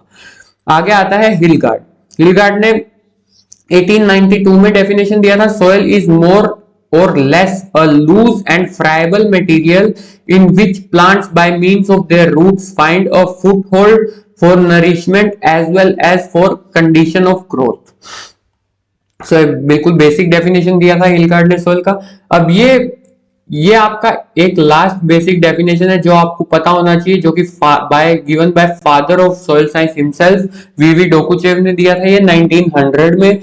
Soil is a natural body composed of minerals and organic constituents having a definite genesis and distinct nature of its own, यानी कि सॉइल वो नेचुरल बॉडी है जिसके अंदर कंपोज्ड ऑफ यानी कि एग्जिस्ट करते हैं minerals and organic constituents. Soil वो नेचुरल बॉडी है जिसके अंदर minerals and organic constituents exist करते हैं, हैविंग अ डेफिनेट जेनेसिस, यानी कि एक डेफिनेट पैटर्न ऑफ प्रोसेसेस से वो होकर आया है from their parent material to soil formation and distinct nature of its own, और वो बाकी सभी जो सॉइल्स है, बाकी जो सभी एरियाज की सॉइल्स है उससे डिफरेंट है नेचर में अपने ही आप में। सो ये ओवरऑल जो आपका, अगर आप इसको कंपोज कर देते हैं ओवरऑल तो आपका डेफिनेशन रहता है, soil is a natural body composed of different minerals and organic constituents having a definite genesis and distinct nature of its own. Definite genesis रहेगा और डिस्टिंक्ट नेचर रहेगा ऑफ इट्स ओन। फिर उसके बाद में कुछ और यहाँ पर सॉइल के वो डेफिनेशंस है, इनको आप देखना चाहें तो देख सकते हैं, बाकी 3 या 4 डेफिनेशंस मेरे अकॉर्डिंग आपके लिए इनफ रहेगी। फिर उसके बाद में यहाँ पर आता है, ये हमारा हो चुका है, अगला टॉपिक है हमारा concepts of land and soil, pedon, polypedon, soil profile, origin and their designation. So इसके अंदर हमारे जो ओवरऑल यहाँ पे जो टॉपिक है उसके अंदर वेरियस हमारे माइक्रो टॉपिक्स हैं यहाँ पर, जैसे कि यहाँ पर सबसे पहले आता है concept of land and soil. तो लैंड एंड सॉइल के अंदर क्या आता है, concept of land is broader entity which include not only soil but also all living organisms, the air, water bodies within or on it and the rocks and parent material below it. अब यहाँ पर बताया गया है कि जो concept of land है उसके वो एक ब्रॉडर टर्म है, उसके अंदर सिर्फ सॉइल नहीं आता है, उसके अंदर जो लिविंग ऑर्गेनिजम्स हैं जो लैंड पर रहते हैं, और जो एयर है जो विद इन द लैंड जो सॉइल पार्टिकल्स में है, या फिर वाटर बॉडीज है जैसे कि ओशियंस, रिवर्स, या फिर जो हमारे पॉन्ड्स है, कैनाल्स है, जो अंडरग्राउंड वाटर है वो सब, एंड ऑन इट, या फिर जो इन और ऑन यानी कि वाटर बॉडीज जो कि लैंड के इनसाइड है और या फिर on the surface of land है वो सब आता है। रॉक्स आते हैं जो, और पेरेंट मटेरियल्स आते हैं जो बिलो इट, जो कि below the level of soil है, वो सब इसके कंसेप्ट ऑफ लैंड के अंदर आता है। Land by virtue is of vast resources of biosphere, यानी कि ये land luckily vast resources of biosphere है, फ्लोरा एंड फोना, यानी कि large number of flora and fauna exist inside or on the surface of land. Water, mineral and soil constitutes the foundation of the habitation of nature and origin of civilization. ये जो various factors हैं जो कि land पर exist करते हैं, यानी कि बायोस्फीयर, फ्लोरा फोना हो गया, वाटर हो गया, मिनरल हो गया, सॉइल हो गया, ये सब कॉन्स्टिट्यूएंट्स मिला के foundation of habitation of nations and origin of civilizations को रिजल्ट करते हैं. Whereas soil is a narrowly defined concept, यहाँ पर लैंड के कंपैरिजन में सॉइल एक नैरोली डिफाइंड कंसेप्ट है, यानी कि यहाँ पर हम देखिए, यहाँ पर जैसे कि एक फनल बना के देखते हैं, तो यहाँ पर ये ओवरऑल आपका लैंड का क्लासिफिकेशन है, ये एक ब्रॉडर टर्म है. अगर आप इसमें स्पेसिफिसिटी की तरफ जाएंगे, स्पेसिफिक होते जाएंगे, तो यहाँ पर आपका आता है सॉइल का कंसेप्ट. तो सॉइल एक नैरोअर टर्म है एज कंपेयर टू लैंड. अब यहाँ पर सॉइल में क्या बोला गया है, which is a heterogeneous mixture of mineral and organic matter on the land surface and serves as a medium of plant growth.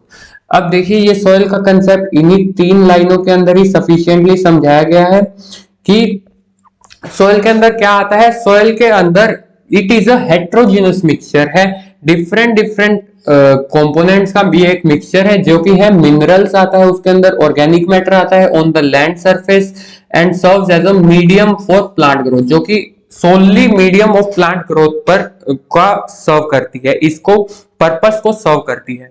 आगे आता है हमारा पेडोन. ये हमारा यहाँ पर पहला टॉपिक हो गया है, concept of land and soil. अब आता है pedon, polypedon and soil profile and origins के बारे में पढ़ेंगे हम. तो आगे आता है हमारा पेडोन.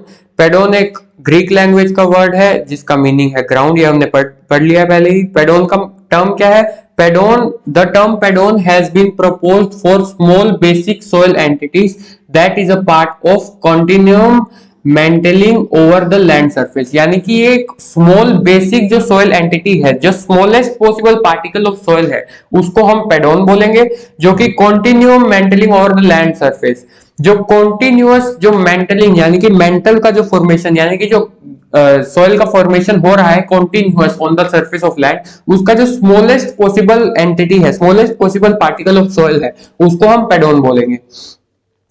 It is smallest volume that can be classified as a soil. ये वो स्मॉलेस्ट वॉल्यूम ऑफ सॉइल है जो जिसको कि हम सॉइल की डेफिनेशन के अंदर सेट कर सकते हैं, यानी कि वो सॉइल कहला सकती है. Now it is very similar to soil profile but it is 3 dimensional.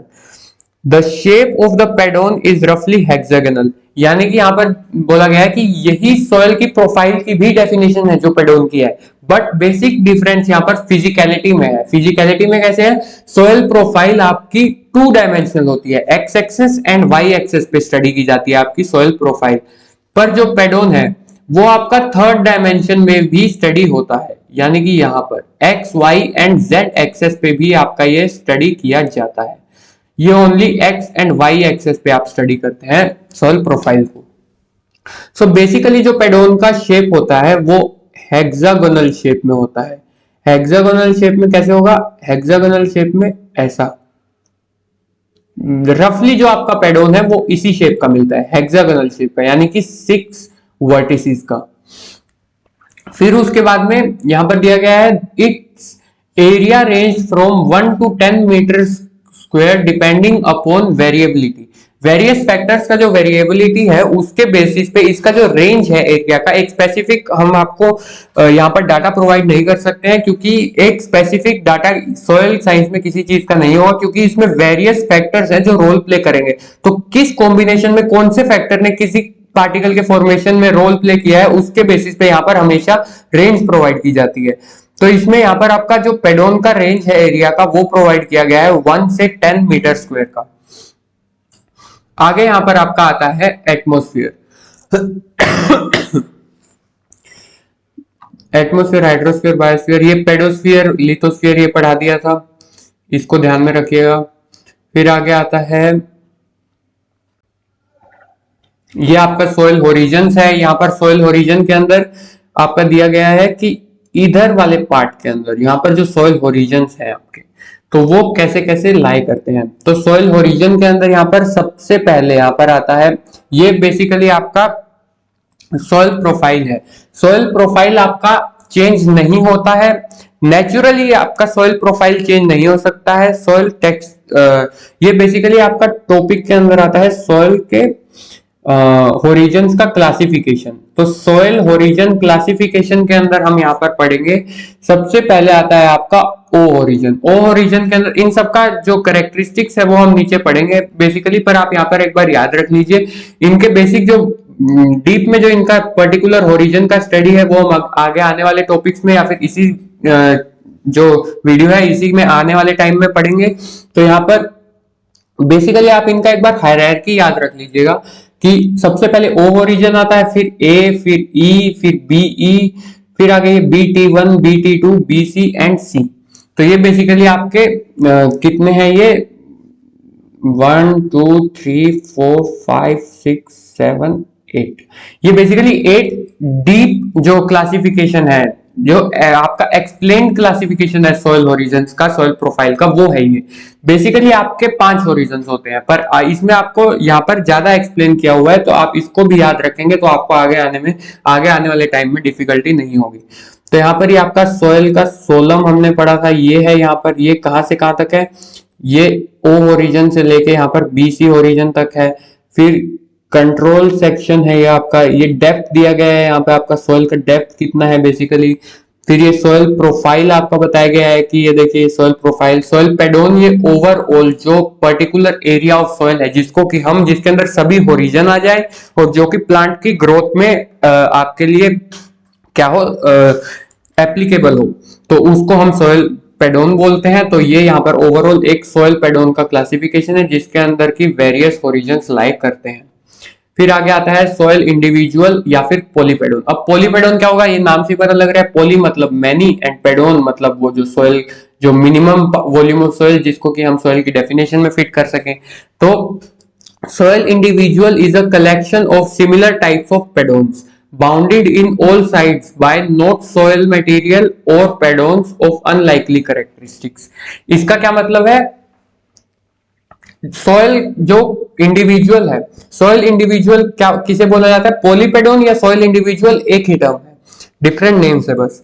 तो सॉइल इंडिविजुअल के अंदर क्या होता है, ये collection of similar types of pedons है, जो सिमिलर टाइप ऑफ पेडोन जिनका कि ये हमने जो ऊपर क्लासिफिकेशन पढ़ा है, इस क्लासिफिकेशन जो जिनका ये क्लासिफिकेशन सेम होगा उन मल्टीपल पेडोन्स का, जैसे कि ये एक पेडोन है मान लीजिए, तो इनका जो मल्टीपल पेडोन्स का जो एग्रीगेशन होगा उसको ओवरऑल एक सॉइल इंडिविजुअल बोला जाता है। तो soil individual is collection of similar types of pedon bounded by all sides, सभी साइड से वो बाउंड होना चाहिए बाय नॉट सॉइल मटेरियल और पेडोन्स ऑफ अनलाइक कैरेक्टरिस्टिक, ना जो कि जो जिन पेडोन से वो बाउंडेड होगा वो सेम ही कैरेक्टरिस्टिक के, सेम ही केमिकल कॉम्पोजिशन फिजिकलिटी के होने चाहिए जैसा कि वो एक पेडोन है। तो डिफरेंट डिफरेंट टाइप के पेडोन से अगर आपका एग्रीगेशन हो रहा है तो उसे हम सॉइल इंडिविजुअल नहीं बोलेंगे, सिमिलर टाइप ऑफ पेडोन होना चाहिए और हर साइड से कवर होना चाहिए। The minimum area of polypedon is more than 1 kilometer square and is an unspecified maximum area। minimum area एक जो पेडोन के एग्रीगेशन का जिसको हम सॉइल इंडिविजुअल या पॉलीपेडोन बोल सके वो है 1 kilometre square and maximum area तो अनस्पेसिफाइड है, कितना मर्जी हो। Now, according to Soil Survey Staff 1960, soil individual is a natural unit of soil that differ from its adjoining units of landscape in one or more properties to such a degree that the combination of all the properties resulting in different responses to management। अब इसका क्या मतलब है, यहाँ पर simpler terms में अगर आप इसका मतलब समझेंगे तो सॉइल इंडिविजुअल उस नेचुरल यूनिट ऑफ सॉइल को बोला जाता है जो कि डिफर हो from its adjoining units of landscape, यानी कि एक ओवरऑल जो प्रॉपर एक ये आप लैंड एरिया मान लीजिए, इसमें यहाँ पर ये एक सॉइल इंडिविजुअल है, यानी कि इसके अंदर different different similar types of pedons है वो एग्रीगेट किया हुआ है। तो यहाँ पर ये इसके एडजॉइनिंग लैंडस्केप मतलब इसके आसपास का ये जो पूरा लैंडस्केप है इससे डिफर है with certain combination of all properties, ये रहा यहाँ पर, जैसे आपको differ from its adjoining unit of landscape in one or more properties to such a degree that the combination of all the properties resulting in different response to management. यानी कि इस सब लैंडस्केप को मैनेज करने में different properties चाहिए, different processes लगेंगे, और इस सॉइल यूनिट को मैनेज करने में डिफरेंट आपके जो एग्रोनॉमिक प्रोसेसेस है वो लगेंगे। आगे आएगा, the boundaries of the such unit lie at a place where there has been a significant difference in one or more soil forming factor। अब एक पर्टिकुलर एरिया है, मान लीजिए 10 बाय 10 किलोमीटर का एक एरिया है, तो उसके अंदर ये जैसे कि ये रहा 10 स्क्वायर किलोमीटर का ये एरिया है, तो इसके अंदर यहाँ पर ये 2 बाय 2 स्क्वायर किलोमीटर का जो एरिया है, ये यहाँ पर डिफरेंट सॉइल प्रॉपर्टीज शो कर रहा है as compare to other landscape, इसका जो एडजॉइनिंग लैंडस्केप है उसके कंपैरिजन में। तो इसका क्या मतलब है यहाँ पर, इसका ये क्यों बना यहाँ पर अलग, बाकी सब तो कुछ सिमिलर है, यही यहाँ पर इतना ही एरिया क्यों अलग है, इससे हम यहाँ पर डिटरमाइन कर सकते हैं कि पर्टिकुलर जब सॉइल फॉर्मिंग फैक्टर्स यहाँ पर एक्ट कर रहे थे इस पर्टिकुलर पूरे एरिया में, तो इतने 2 बाय 2 स्क्वायर किलोमीटर के एरिया में वो जो प्रोसेसेस थे वो डिफरेंटली एक्ट किया है, उसमें कुछ वन या मोर डिफरेंट जो सॉइल फॉर्मिंग फैक्टर्स हैं उन्होंने भी एक्ट किया है, या कुछ सॉइल फॉर्मिंग फैक्टर्स हैं उन्होंने यहां पर कम या नेग्लिजिबल इफेक्ट डाला है। तो इन दोनों में से कोई एक केस हो सकता है जिसकी वजह से एक पर्टिकुलर एरिया में सॉइल इंडिविजुअल का डेवलपमेंट होता है। फिर आगे आता है यहाँ पर पॉलीपेडोन का, और पेडोन का यहाँ पर डायग्राम दिया गया है। It is a delineated natural soil body showing pedon and polypedon in detail of pedons. तो यहाँ पर ये ओवरऑल एक पॉलीपेडोन का पूरा यहाँ पर डायग्राम दिया गया है आपको। इसके अंदर यहाँ पर ये डिफरेंट ये जो पॉलीपेडोन्स है, ये इनको आप देख सकते हैं यहाँ पर। इनमें से एक पॉलीपेडोन को अगर हम उठाएं, देखिए यहाँ पर इसका ये हेक्सागोनल शेप में है, यहाँ पर जो पॉलीपेड एक पेडोन है, इसका यहाँ पर डिफरेंट डिटेल क्लासिफिकेशन किया गया है कि सोलम है। ये सोलम के अंदर हमने पढ़ा था यहाँ से ए से लेके बी तक यहाँ पर होरिजन्स आते हैं। अपर होरिजन, जो अपर 3 या 2 होरिजन है बेसिकली वो आते हैं। अब 3 या 2 यहाँ पर मैंने क्यों बोला, क्योंकि यहाँ पर जो अपर ओ होरिजन है वो यहाँ पर आपका टेम्परेरी या फिर जो परमानेंट ओरिजिन है उनसे अलग होता है। क्यों? क्योंकि अगर आपने कोई सॉइल को कल्टीवेट कर लिया है, कल्चर कर लिया है, तो उसके ऊपर का जो ओ ओरिजिन है जिसमें ऑर्गेनिक मैटर प्रेजेंट होगा वो ए ओरिजिन के साथ कंबाइन कर जाएगा, तो फिर वो ओ ओरिजिन वहां से गायब हो जाएगा। ये बेसिकली एग्रीकल्चरल लैंड्स में हमें देखा जाता है, या फिर कोई कंस्ट्रक्शन वगैरह करते हैं किसी साइड पे, तो वहां पर भी जहां पर हम डिगिंग वगैरह प्रैक्टिस होता है, डिगिंग, माइनिंग एक्सेट्रा, कल्टीवेशन के लिए जो टीलेज प्रैक्टिस होती है उनके अंदर, तो बेसिकली जो स्टैटिक सॉइल्स होती है, जो कि जिन्हें कि हमने अनडिस्टर्ब्ड सॉइल बोल सकते हैं आप उनको एग्रीकल्चरल टर्म में। तो जो अनडिस्टर्ब्ड सॉइल है, मान लीजिए फॉरेस्ट लैंड है, अब वो अनडिस्टर्ब्ड सॉइल है, वहां पर नेचुरली फॉरेस्ट ग्रो किया है और थ्राइव कर रहा है, ट्रीज वहां पर ग्रुप ऑफ ट्रीज थ्राइव कर रहे हैं, तो वहां पर किसी ने अपर लेयर ऑफ सॉइल को छेड़ा नहीं है, तो वहां पर within the time O horizon develop हो जाएगा जिसके अंदर हाई ऑर्गेनिक मैटर होगा। तो ओ होरिजन यहाँ पर आपका टेम्परेरी होता है, जो कि हर जगह पे प्रेजेंट नहीं रहता है, सभी टाइप ऑफ सॉइल्स में प्रेजेंट नहीं रहता है। फिर आगे आता है यहां पर आपका टॉप सॉइल और surface soil is immediately uppermost loose soil of the earth consisting of organic material and soil organism suitable for plant growth. तो इसके अंदर यहाँ पर अब हम पढ़ने जा रहे हैं टॉप सॉइल और सब सॉइल के बारे में। तो हमारे यहाँ पर पेडोन और पॉलीपेडोन एंड सॉइल इंडिविजुअल टॉपिक हो गया है, इतना ही था आपके सिलेबस के अकॉर्डिंग। आगे आता है टॉप सॉइल एंड सब सॉइल। टॉप सॉइल और सब सॉइल के अंदर हमने टॉप सॉइल का डेफिनेशन अभी यहाँ पर पढ़ा है। तो टॉप सॉइल की डेफिनेशन के अंदर क्या है, टॉप सॉइल और सरफेस सॉइल, इसको सरफेस सॉइल भी बोला जाता है, is immediately uppermost loose soil layer.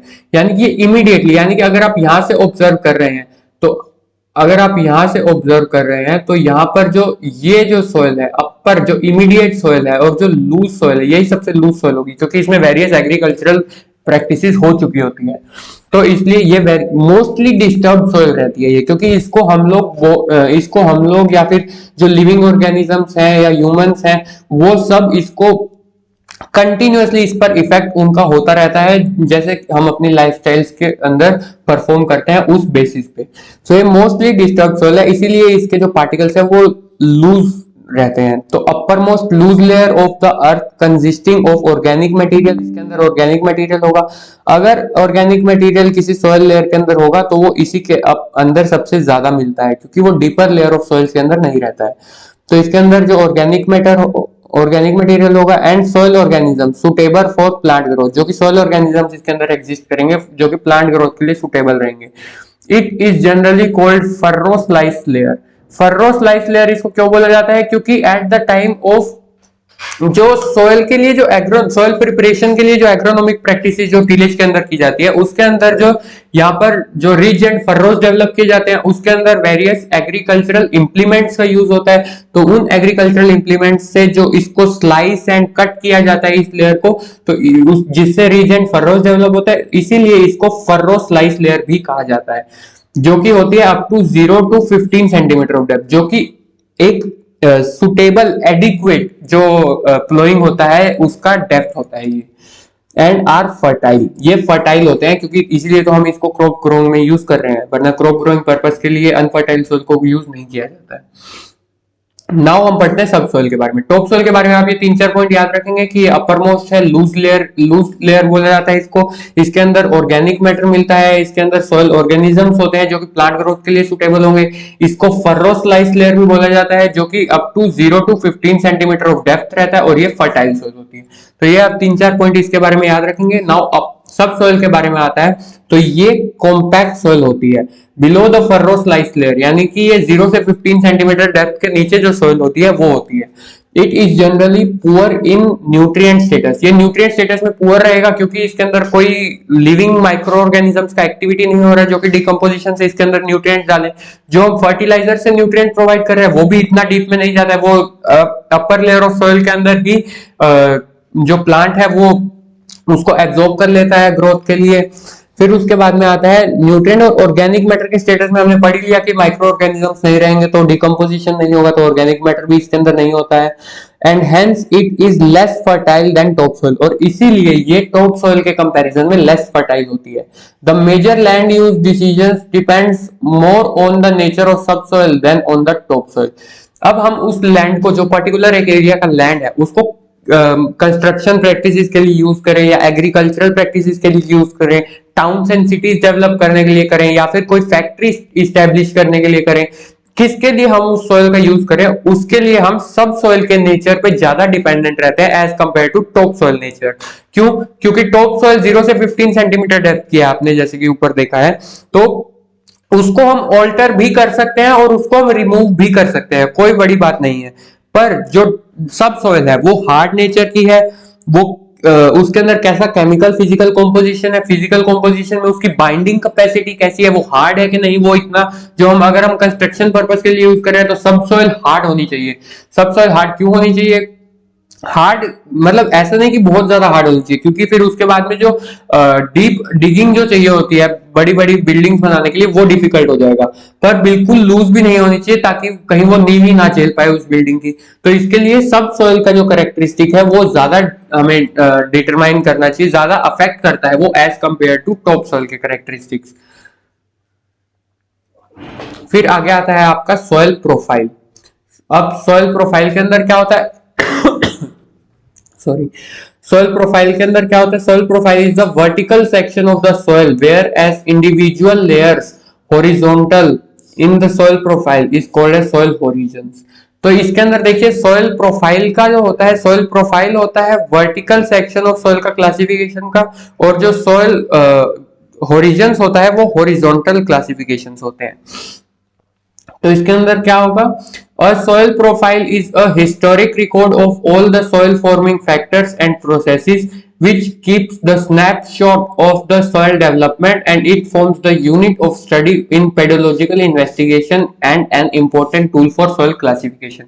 तो इसके अंदर क्या है? soil profile एक historic record है of all the soil forming factors, यानी कि soil profile एक वो रिकॉर्ड है जो कि हिस्ट्री में जो with in the life time of the उस एरिया की सॉइल जो प्रोसेसेस हुए हैं नेचुरल, या फिर केमिकल या फिर जो बायोटिक एबायोटिक फैक्टर्स है उनका रिकॉर्ड है सॉइल प्रोफाइल। उससे हम ये सब इंडिकेट कर सकते हैं कि उस टाइम पे सॉइल के अंदर कौन कौन से फैक्टर्स ने रोल प्ले किया होगा, किस कॉम्बिनेशन में रोल प्ले किया होगा, ताकि प्रेजेंट टाइम में ये रिजल्ट है सॉइल के वेरियस प्रॉपर्टीज का।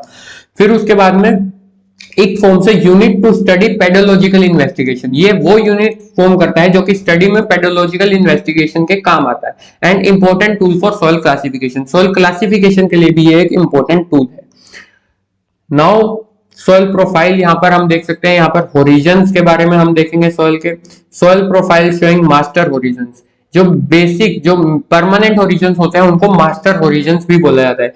ये ओवरऑल देखिए यहाँ पर 1 2 3 4 5 6 बेसिक होरिजन है। यहाँ पर मास्टर होरिजन हमारे पास 6 होते हैं, जैसे कि मैंने पहले बताया था आपको।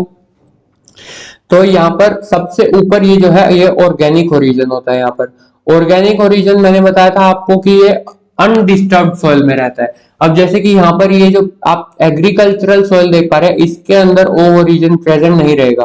तो ये जो प्लांट्स ग्रो किए गए हैं यहाँ पर, इनको अगर आप ट्रीज मानेंगे तो यहाँ पर ओ ओरिजिन आ सकता है, वरना अगर एग्रीकल्चरल लैंड है ये अगर, तो यहाँ पर ओ ओरिजिन नहीं आएगा। फिर आता है आपका सेकंड नंबर पे ए ओरिजिन, जिसको हम सरफेस ओरिजिन बोलते हैं and mixed with organic matter. ये यहाँ पर देखिए सरफेस ओरिजिन ऑर्गेनिक मैटर के साथ में मिक्स हो जाता है जब एग्रीकल्चर प्रैक्टिस करते हैं, क्योंकि हम जब प्लोइंग करते हैं तो प्लोइंग में इस सॉइल को इन्वर्ट किया जाता है, यानी कि इस सॉइल को यहाँ और इस सॉइल को यहाँ लाया जाता है। तो ये जो टर्निंग ऑफ सॉइल है, इसकी वजह से ओ ओरिजिन ए ओरिजिन के साथ मिक्स हो जाता है, तो एग्रीकल्चरल लैंड्स में ओ ओरिजिन प्रेजेंट नहीं रहता है। आगे आता है आपका eluvial origin and eluvial origin. ये मैंने आपको बताया था कि हम आगे पढ़ेंगे जब सॉइल फॉर्मिंग फैक्टर्स में हम पढ़े थे ह्यूमिफिकेशन, इलुविएशन एंड इलुविएशन, तो इसमें हम ये अब यहाँ पर पढ़ेंगे। तो इलुविएशन के अंदर इलुवियल जोन के अंदर आता है जोन ऑफ लीचिंग या वॉश आउट, यानी कि यहां से जो मैक्सिमम जो हमारे मिनरल्स हैं वो वॉश आउट हो जाते हैं, यानी कि इस ओरिजिन से बाहर निकल जाते हैं। और इलुवियल ओरिजिन का मतलब है जोन ऑफ एक्यूमुलेशन या वॉश इन। अब वॉश इन का मतलब है जो ई वाले इलुवियल ओरिजिन से जो न्यूट्रिएंट्स या जो मिनरल्स आ रहे हैं वो इस इलुवियल ओरिजिन के अंदर आ जाएंगे और एक्यूमुलेट हो जाएंगे। इसकी इसीलिए इसको बोला जाता है जोन ऑफ एक्यूमुलेशन। फिर उसके बाद में फोर्थ पर आता है आपका ये सी ओरिजिन। सी ओरिजिन के अंदर आता है पेरेंट मटेरियल। पेरेंट मटेरियल के अंदर आते हैं आपके वेदर्ड रॉक्स, यानी कि रेगोलिथ बोल सकते हैं आप इसको। रेगोलिथ का मतलब है यहाँ पर वो रॉक्स जो parent material, still parent material category के अंदर आते हैं, पर वो लूजली जो हमारे यहाँ पर पैक्ड होंगे, वो उनके बीच में जो फोर्स ऑफ अट्रैक्शन होगा वो इतना ज्यादा नहीं होगा, उसके अंदर पोरस नेचर आ चुका होगा क्योंकि उसके अंदर वेदरिंग स्टार्ट हो चुका है। फिर उसके बाद में आता है आपका आर ओरिजिन। ये बेडरॉक ओरिजिन है। Bedrock origin strongly cemented. इसके अंदर आते हैं आपके परमानेंट जो कंसोलिडेटेड मटेरियल है, जो कॉम्पैक्ट नेचर के रॉक्स होंगे वो इसके अंदर आते हैं। आगे यहाँ पर आप देखेंगे ए और बी ओरिजिन को मिला के यहाँ पर सोलम बोला जाता है। ए और C, A B and C origin को मिला के आपको यहाँ पर रेगोलिथ बोला जाता है। तो ये दोनों टर्म को आप याद रखेंगे, सोलम एंड रेगोलिथ। फिर उसके बाद में यहां पर आता है designation of origins. Designation of origins affected by pedogenesis and layers not affected by pedogenesis. So इसके अंदर हम पढ़ेंगे यहाँ पर soil origins are of two types, genetic origin and diagnostic origin. Genetic origin में क्या आता है? Genetic origins are being discussed, the designation of the genetic origins are O A E etcetera. यानी कि ये जो बेसिक जो हमारे मास्टर ओरिजिन्स है उनके डेजिग्नेशन को हम लोग स्टडी करते हैं, उनको जेनेटिक ओरिजिन्स भी बोला जाता है। Only express the qualitative judgement about the changes that have been taken place in the soil material whereas. ये अब आगे डायग्नोस्टिक ओरिजिन के बारे में पढ़ेंगे। सबसे पहले जेनेटिक ओरिजिन के बारे में क्या बताया यहाँ पर?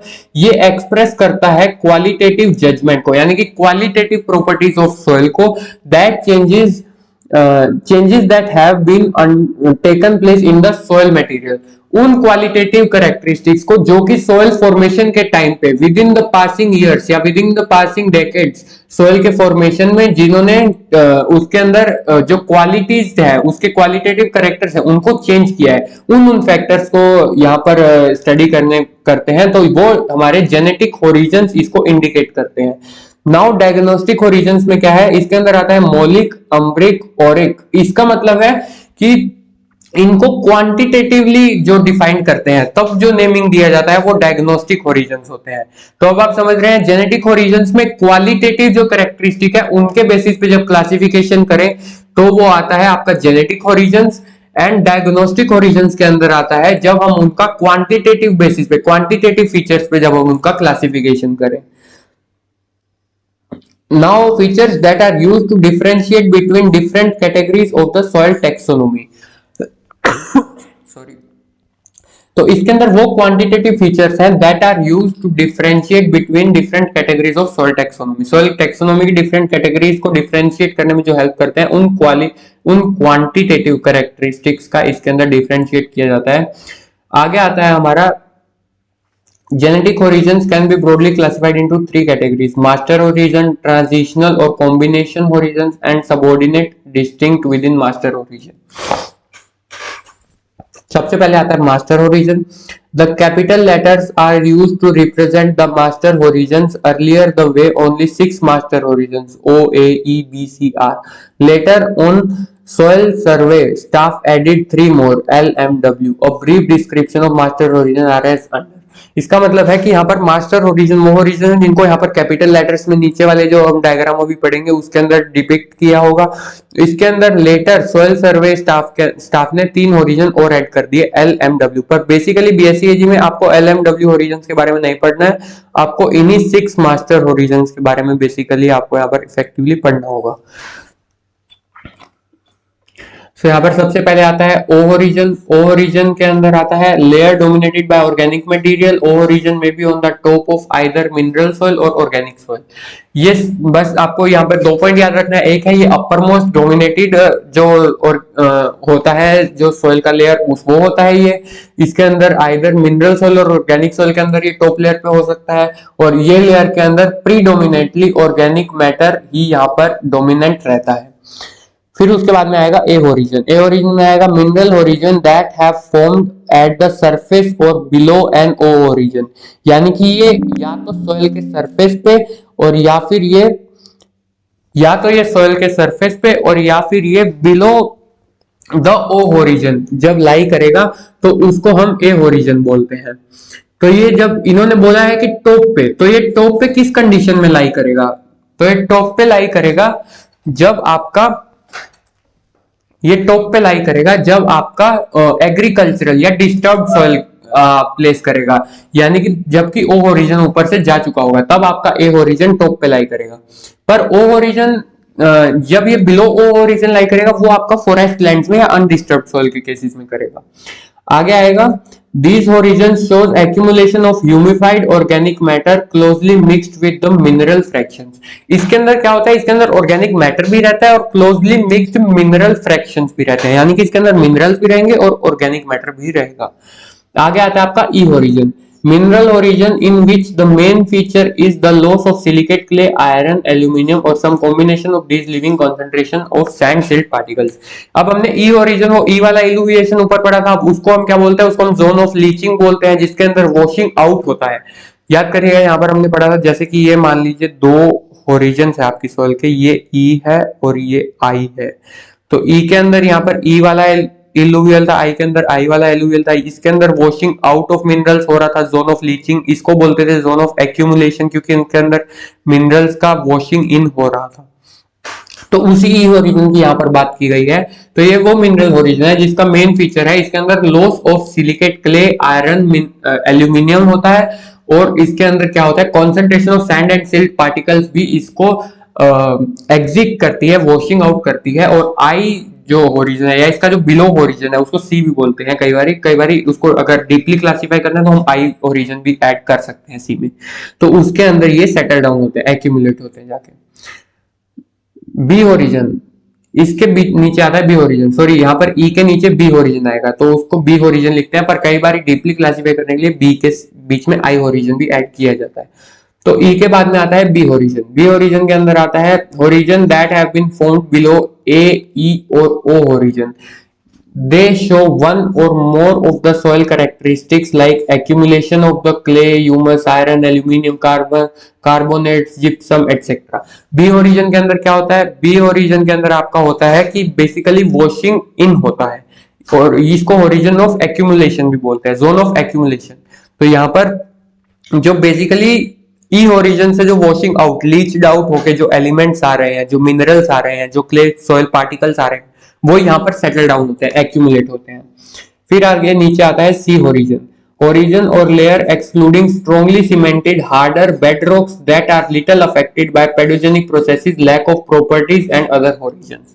C origin के अंदर आता है origin और layer excluding strongly cemented harder bedrock, यानी कि वो ओरिजिन जिसके अंदर जो हार्डर बेडरॉक्स है उनको एक्सक्लूड किया जाएगा, यानी कि ये इसमें नहीं आएंगे, ओनली अनकंसोलिडेटेड पार्ट्स जो होंगे, जो लूजली पैक्ड होंगे, सिर्फ वही आएंगे, उसको बोला जाता है सी ओरिजिन। इसके अंदर यहाँ पर लिटिल अफेक्टेड, ये बहुत ज्यादा अफेक्ट नहीं होगा पेडोजेनिक प्रोसेसेस से, and lack of properties of other origins. क्यों होगा इसमें lack of properties?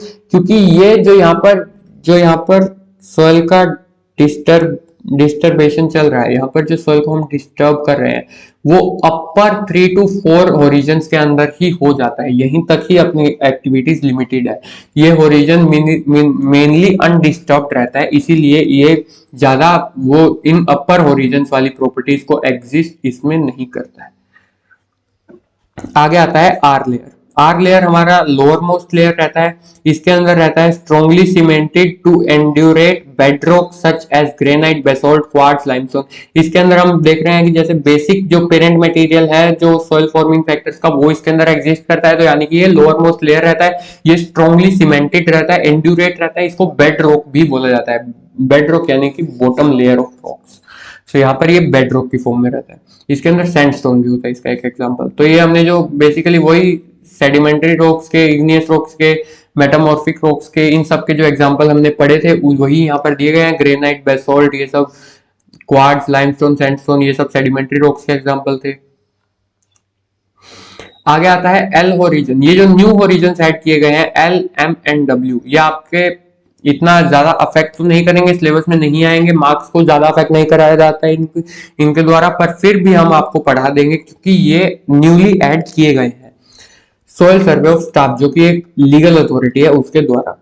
So L origin के अंदर, एल लेयर के अंदर यहाँ पर आता है it includes both organic and mineral liminic materials that are deposited in water by precipitation or through action of algae and diatoms.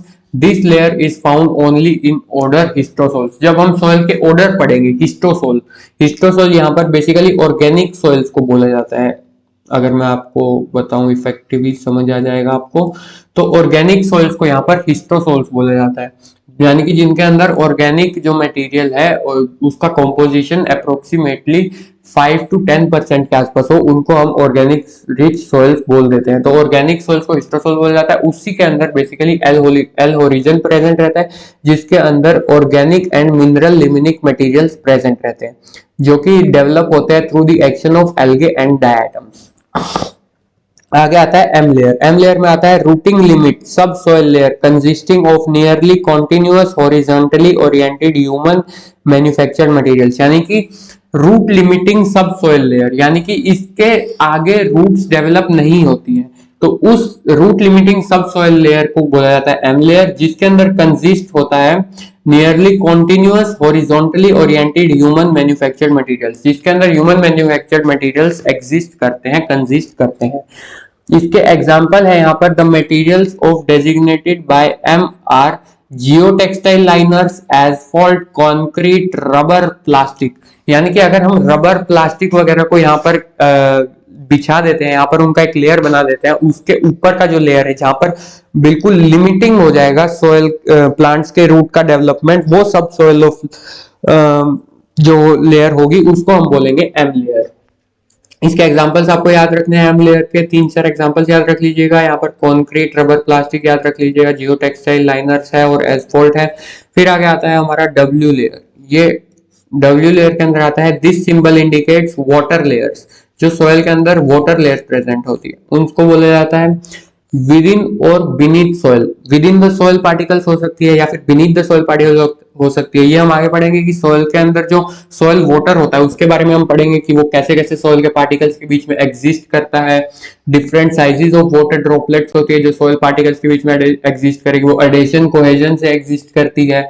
उसके बाद में डिफरेंट वहां पर जो केसेस सिनेरियोज हैं वो डेवलप होते हैं, जैसे विल्टिंग पॉइंट्स कैसे आते हैं मॉइस्चर प्रेजेंस की वजह से सॉइल के अंदर, प्लांट्स के अंदर, और फ्लडिंग वगैरह कैसे कोज होता है, ये सब हम आगे पढ़ेंगे जब हम सॉइल वाटर के बारे में डीप में पढ़ेंगे।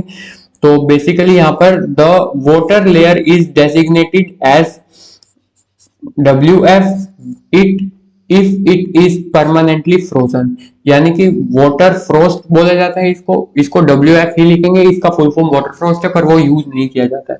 तो यहाँ पर वाटर फ्रोस्ट यूज किया जाता है अगर ये फ्रोजन फॉर्म में वाटर की लेयर प्रेजेंट है सॉइल प्रोफाइल के अंदर।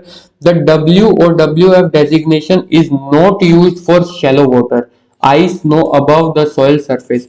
जो सॉइल सरफेस के ऊपर वाटर आइस स्नो है उसके लिए WF या W टर्म यूज नहीं किया जाएगा। जो सॉइल के बीनीथ या विद इन द सॉइल है, यानी कि सॉइल के नीचे या सॉइल पार्टिकल्स के साथ एक कोलैबोरेशन की फॉर्म में प्रेजेंट है, उसी के लिए W या WF टर्म यूज किया जाएगा। ये हमने पहले टाइप फर्स्ट क्लासिफिकेशन पढ़ लिया, मास्टर होरिजन्स। अब हम आते हैं ट्रांजिशनल एंड कॉम्बिनेशन होरिजन्स में। तो इसमें horizons dominated by properties of one master horizon but having subordinate properties of another, that is AB, EB, BE etcetera is called as transitional horizons. यानी कि इसके अंदर डोमिनेंटली प्रॉपर्टी एक ही master horizon की होगी पर इसके जो सबऑर्डिनेट प्रॉपर्टीज यानी कि इसकी जो सेकेंडरी प्रॉपर्टीज होंगी वो अदर एडजेसेंट मास्टर होरिजन से भी सिमिलर हम देख पाएंगे, तो उनको ट्रांजिशनल होरिजन बोला जाता है। अब ऐसे जैसे ए और बी होरिजन के जो प्रॉपर्टीज अगर कहीं सेम पार्ट पे मिल गए तो उसको ए भी दे दिया, ई और बी वाले को ई भी दे दिया, बी ई वाले को यानी कि बी का ज्यादा डोमिनेशन है और ई का कम डोमिनेशन है तो उसलिए बीई बोल दिया, ई का ज्यादा डोमिनेशन है प्रॉपर्टीज का और बी का कम डोमिनेशन है प्रॉपर्टीज का तो वो ई भी दे दिया। तो ये सब आप याद रखेंगे कि जो पहले अल्फाबेट यूज होगा उसकी प्रॉपर्टीज मेजर परसेंटेज ऑफ अपना इफेक्ट शो कर पा रही है उस पर्टिकुलर एरिया के अंदर, और पीछे जो है वो सबऑर्डिनेट प्रॉपर्टीज है। फिर आगे आता है for example A B horizon has the characteristics of both A and B horizon but it is more likely of A horizon than B horizon. ये जैसे कि मैंने आपको ऊपर बताया कि यहाँ पर ए बी लिखा है, इसका मतलब है कि ए और बी होरिजन दोनों की प्रॉपर्टीज है, पर ए पहले लिखा है इसका मतलब है कि ये मोर लाइकली ए होरिजन है देन बी होरिजन, यानी कि इसकी ज्यादा प्रॉपर्टीज ए होरिजन से मैच करती है पर इसके अंदर है बी होरिजन की भी प्रॉपर्टीज। फिर आगे आता है कॉम्बिनेशन होरिजन।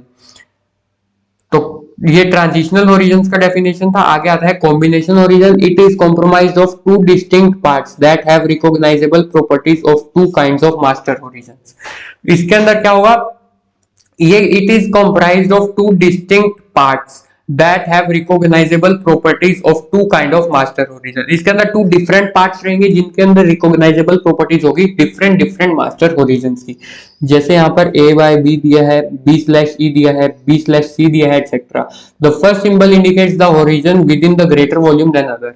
इसके अंदर यही है कि जो दो डिस्टिंक्ट पार्ट होंगे उनके अंदर जो स्लैश के यहाँ पर ये जो स्लैश यहाँ पर ये स्लैश यूज किया गया है, इसके इस साइड वाला जो अल्फाबेट होगा ये ए अल्फाबेट है, इसका मेजर जो वॉल्यूम रहेगा वो रहेगा और बी का कम वॉल्यूम रहेगा एक पर्टिकुलर पार्ट में।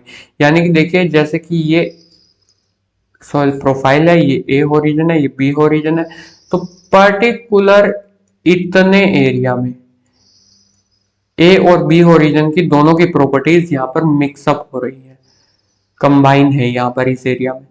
तो इसको अब हम अगर a/b लिखते हैं तो इसका मतलब यहां पर है कि इसके अंदर a का वॉल्यूम ज्यादा है, b का वॉल्यूम कम है। पर अगर हम इसको b/a लिखते हैं तो यानी कि a यहीं तक है और b यहां तक, ये मिक्स है तो इसके अंदर b का वॉल्यूम ज्यादा है। तो इफेक्टिवली इसको सिंबल्स के बेसिस पे हम यहाँ पर शो कर सकते हैं। अब तीसरा क्लासिफिकेशन आता है ओरिजिन का, उसमें है subordinate distinction within master horizon and layer. तो इसके अंदर आता है lower case letters are used as suffix to designate specific kind of master horizon and layer. The suffix symbols and their meanings are as follows. इसमें different symbols को use किया जाता है पर्टिकुलर ओरिजिन्स को इंडिकेट करने के लिए, depict करने के लिए। तो यहाँ पर जैसे कि ये रेड में लिखे हैं, ये हमारे सिंबल्स हैं। 2 मिनट।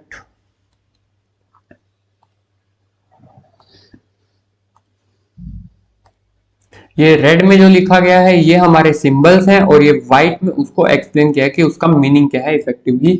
तो यहाँ पर ए के अंदर जैसे कि है यहाँ पर हाईली डिकम्पोज्ड ऑर्गेनिक मटेरियल है, तो उस ओरिजिन के अंदर हम ए डिपिक्ट कर देंगे। तो कॉन्क्रीटेशन और नोड्यूलेशन फॉर्म हो रहे हैं या कॉन्क्रीटेशन है उसके अंदर, यानी कि वो हार्डी नेचर का है, तो सी से डिपिक्ट करेंगे। वैसे ही यहाँ पर आगे देखेंगे तो डी का मतलब है फिजिकल रूट एंड रेस्ट्रिक्शन, ई का मतलब है organic material of intermediate decomposition, यानी कि ऑर्गेनिक मटेरियल है पर वो फुल्ली डिकम्पोज अभी नहीं हुआ है, वो कहीं इंटरमीडिएट स्टेज में है अभी। फिर एफ का मतलब है फ्रोजन सॉइल और वाटर, ये हमने पढ़ा था वहां पे कि डब्ल्यू एफ से डिपिक्ट किया जाता है, तो इससे वाटर और एफ से फ्रोजन, तो वाटर फ्रोजन स्टेट में है तो उसको हम डब्ल्यू एफ से रिप्रेजेंट कर सकते हैं। एफ का मतलब है ड्राई परमाफ्रोस्ट, इसका मतलब है कि जो वाटर है वो परमाफ्रोस्ट, कंप्लीट फ्रोस्ट फॉर्म में आ चुका है, ड्राई जो सोइल जो स्नो होती है उस फॉर्म में है। आगे जी का मतलब है स्ट्रॉन्ग ग्लेइंग, एच का मतलब है illuvial accumulation of organic material and sesqui oxides. Sesqui oxides होते हैं बेसिकली आयरन एंड एल्यूमिनियम के जो ऑक्साइड्स प्रेजेंट रहते हैं आपके सॉइल में, उनको हम सेस्की ऑक्साइड्स बोलते हैं ओवरऑल एक टर्म के अंदर। तो ये काफी इंपॉर्टेंट टर्म रहेगा आगे जाके जब हम पढ़ेंगे सॉइल केमिस्ट्री के अंदर आने वाले वीडियोस के अंदर। तो आई वाला इलुवियल है, इसका मतलब मैंने क्या बताया था, आई का मतलब इन, तो वॉशिंग इन, तो इसके अंदर क्या होगा, यहाँ पर एक्यूमुलेशन होगा। आई का मतलब वॉशिंग इन से याद रखिएगा आप, आई नीचे होगा, ई जो ओरिजिन है वो ऊपर रहेगा। तो यहाँ पर एक्यूमुलेशन होगा, यहाँ पर लिखा हुआ है ये इलुवियल एक्यूमुलेशन रहेगा ऑर्गेनिक मैटर का और सेस्की ऑक्साइड्स यानी कि आयरन एंड एल्यूमिनियम ऑक्साइड्स का। आई यहाँ पर रहेगा स्लाइटली डिकम्पोज्ड ऑर्गेनिक मटेरियल है जो जे यहाँ पर रहेगा एविडेंस ऑफ, यहाँ पर है एक क्रायोटर्बेशन। क्रायोटर्बेशन टर्म हम आगे पढ़ेंगे क्या होता है, एक बार आप सिर्फ याद रख लें इसका मतलब। फिर पी का मतलब होता है टिलेज और अदर डिस्टर्बेंसेस, यानी कि पी का मतलब है कि यहाँ पर मेनली आप याद रख लीजिए प्राइमरी टिलेज से, क्योंकि टिलेज के अंदर जो प्राइमरी टिलेज होता है वही मैक्सिमम जो सॉइल को डिस्टर्ब करता है, वो प्राइमरी टिलेज ही करता है। तो यहाँ पर पी का मतलब है कि यहाँ पर या तो टिलेज किया गया है या फिर यहाँ पर डिस्ट्रीब्यूशन अदर डिस्टर्बेंसेस वाली जो प्रैक्टिसेस है उनको किया जा रहा है इस सॉइल के अंदर, इस ओरिजिन के अंदर बेसिकली। क्यू का मतलब है यहाँ पर एक्यूमुलेशन ऑफ सिलिका। एस का मतलब है illuvial accumulation of sesqui oxides and matter. तो यहाँ पर यही है, यहाँ पर illuvial of accumulation of sesqui oxides और एलिमेंट ऑर्गेनिक मैटर का हो रहा है, तो उसको हम एस से डिपिक्ट करेंगे। उसको हम ई से भी डिपिक्ट कर सकते हैं, इसमें आपको कंफ्यूज नहीं होना है। ये बेसिक डिफरेंट एरियाज में डिफरेंट सिंबल्स को यूज किया जाता है, इसीलिए यहाँ पर ये डिफरेंशिएट किया गया है, वरना यहाँ पर ई और एस में से आप कुछ भी लिख सकते हैं। एस में है प्रेजेंस ऑफ स्लिकनसाइड्स का क्या होगा, स्लिकनसाइड्स हम नेक्स्ट वीडियो में पढ़ेंगे। नेक्स्ट वीडियो में जो टॉपिक है उसके अंदर इसको हम डीपली एक्सप्लेन करेंगे। फिर आगे आता है टी सिंबल से होता है एक्यूमुलेशन ऑफ सिलिकेट क्ले। तो यहाँ पर हमने ऊपर क्या पढ़ा, एस प्रेजेंस ऑफ स्लिकनसाइड्स हो गए, ये वो होता है केमिकल्स होते हैं जो ऑर्गेनिक डिफरेंट फॉर्म्स में प्रेजेंट रहते हैं, इसके बारे में नेक्स्ट वीडियोस में पढ़ेंगे हम जो आएंगी। टी पे पढ़ा है हमने जो सिलिकेट क्ले मिनरल्स है, जो हमने ऊपर पढ़े थे सेकेंडरी क्ले मिनरल्स जिनको सिलिकेट भी बोला जाता है, जो हमने सॉइल का क्लासेस पढ़ा था यहाँ पर, जैसे कि सैंड, सिल्ट एंड क्ले। तो हमने पढ़ा था कि इनके अंदर रहता है आपका प्राइमरी जो मिनरल्स रहते हैं वो रहते हैं, और क्ले के अंदर आपका सेकेंडरी मिनरल्स रहते हैं। तो इसके अंदर हमने यहाँ पर पढ़ा था कि इनको सिलिकेट मिनरल्स भी बोला जाता है, क्ले मिनरल्स के साथ साथ इनको सिलिकेट मिनरल्स भी बोला जाता है। फिर उसके बाद में यहाँ पर डब्ल्यू से हम डिपिक्ट करेंगे development of colour and structure, x से करेंगे फ्रेजिपेन कैरेक्टरिस्टिक्स, फ्रेजिपेन मतलब यहाँ पर फ्रेजाइल नेचर का है वो। फिर उसके बाद में एंड पैंस डेवलप हो रहे हैं, पैंस मतलब पर्टिकुलर हार्डी यहाँ पर ऐसे पार्ट्स डेवलप हो रहे हैं, पैन्स दिख रहे हैं हमें, सॉइल पैन्स, तो वो होंगे। एंड वाई से होगा accumulation of gypsum, and Z से होगा accumulation of salt and more soluble than gypsum. Gypsum भी एक सोल्ट ही है, CaSO4, ये कैल्शियम का एक सोल्ट ही है जिप्सम। पर जो जिप्सम का अगर एक्यूमुलेशन होगा तो जिप्सम हाफ H2O भी रहता है, पर वो समझ जाओ आप।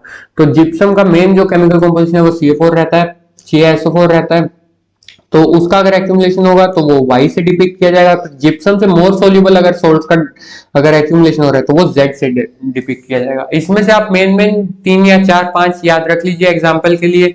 ये कहाँ एग्जांपल लिखेंगे, जब आपको सॉइल के ओरिजिन्स का क्लासिफिकेशन आएगा, तो उसमें जब आप यहाँ पर ये थर्ड नंबर का subordinate distinction within master origin layers करेंगे, तो उसके अंदर आप 2 पॉइंट तो ये लिखेंगे कि ये lower case letters are used as suffix to designate specific kind of master origin, this suffix and their meanings are as follows. फिर उसके अंदर आप यहाँ पे 5 से 6 एग्जांपल्स दे देंगे। मैंने आपको सभी एग्जांपल्स एक्सप्लेन कर दिए हैं, सभी सिंबल्स एक्सप्लेन कर दिए हैं। आप इसमें से जो आपकी इच्छा हो, जो आपको सुविधा अनुसार लगे, वैसे 5 या 6 सिंबल्स को याद कर सकते हैं। आगे आता है,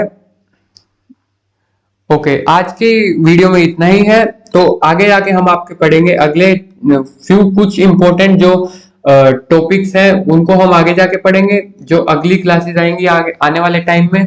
तब तक के लिए बहुत बहुत धन्यवाद आपका एग्री कैपिटल ऐप पर आने के लिए।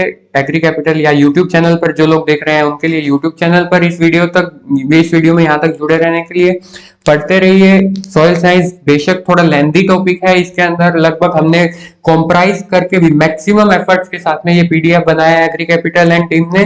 तो ये हम 300-325 पेज तक ले आए हैं पूरे टॉपिक को। अदरवाइज ये थाउजेंड्स ऑफ पेजेस में था इसका सिलेबस, तो हमने इसको मैक्सिमम कॉम्प्राइज एंड इफेक्टिवली इस टेबल को सब इंपॉर्टेंट टॉपिक्स के साथ में बनाया है इस PDF को। तो हम इसी से आगे कंटिन्यू करेंगे। तब तक के लिए आप एग्री कैपिटल ऐप को ज्वाइन कर सकते हैं, जो कि प्ले स्टोर पर अवेलेबल है। वहां रीच आउट करेंगे आप, वहां पर हमारी टीम वहां पर जो कंटेंट है वो डालने में लगी पड़ी है। टेक्निकल टीम जो है हमारी, या फिर जो कंटेंट क्रिएट कर रहे हैं लोग, उन सब के साथ में हम डायरेक्टली कोऑर्डिनेशन में हैं। जैसे जैसे वो डेवलप कर रहे हैं, हम उस ऐप के अंदर और भी कंटेंट ले आ रहे हैं। One of the best dashboards available है उसके अंदर with in the country, one of the best dashboard वहां पर अवेलेबल है। आप एग्रीकल्चर स्टूडेंट्स के लिए जिनको मास्टर्स करना है आगे, या फिर जो अपने इसमें BSc AG में एंटर कर रहे हैं, उनके लिए भी हैंड रिटन नोट्स बनाए जा रहे हैं। कुछ वहां पर डाल भी दिए गए हैं सर्टेन सब्जेक्ट्स के। बाकी आगे आप मिलते हैं। Till then bye bye, thank you and take care of your health. Bye bye.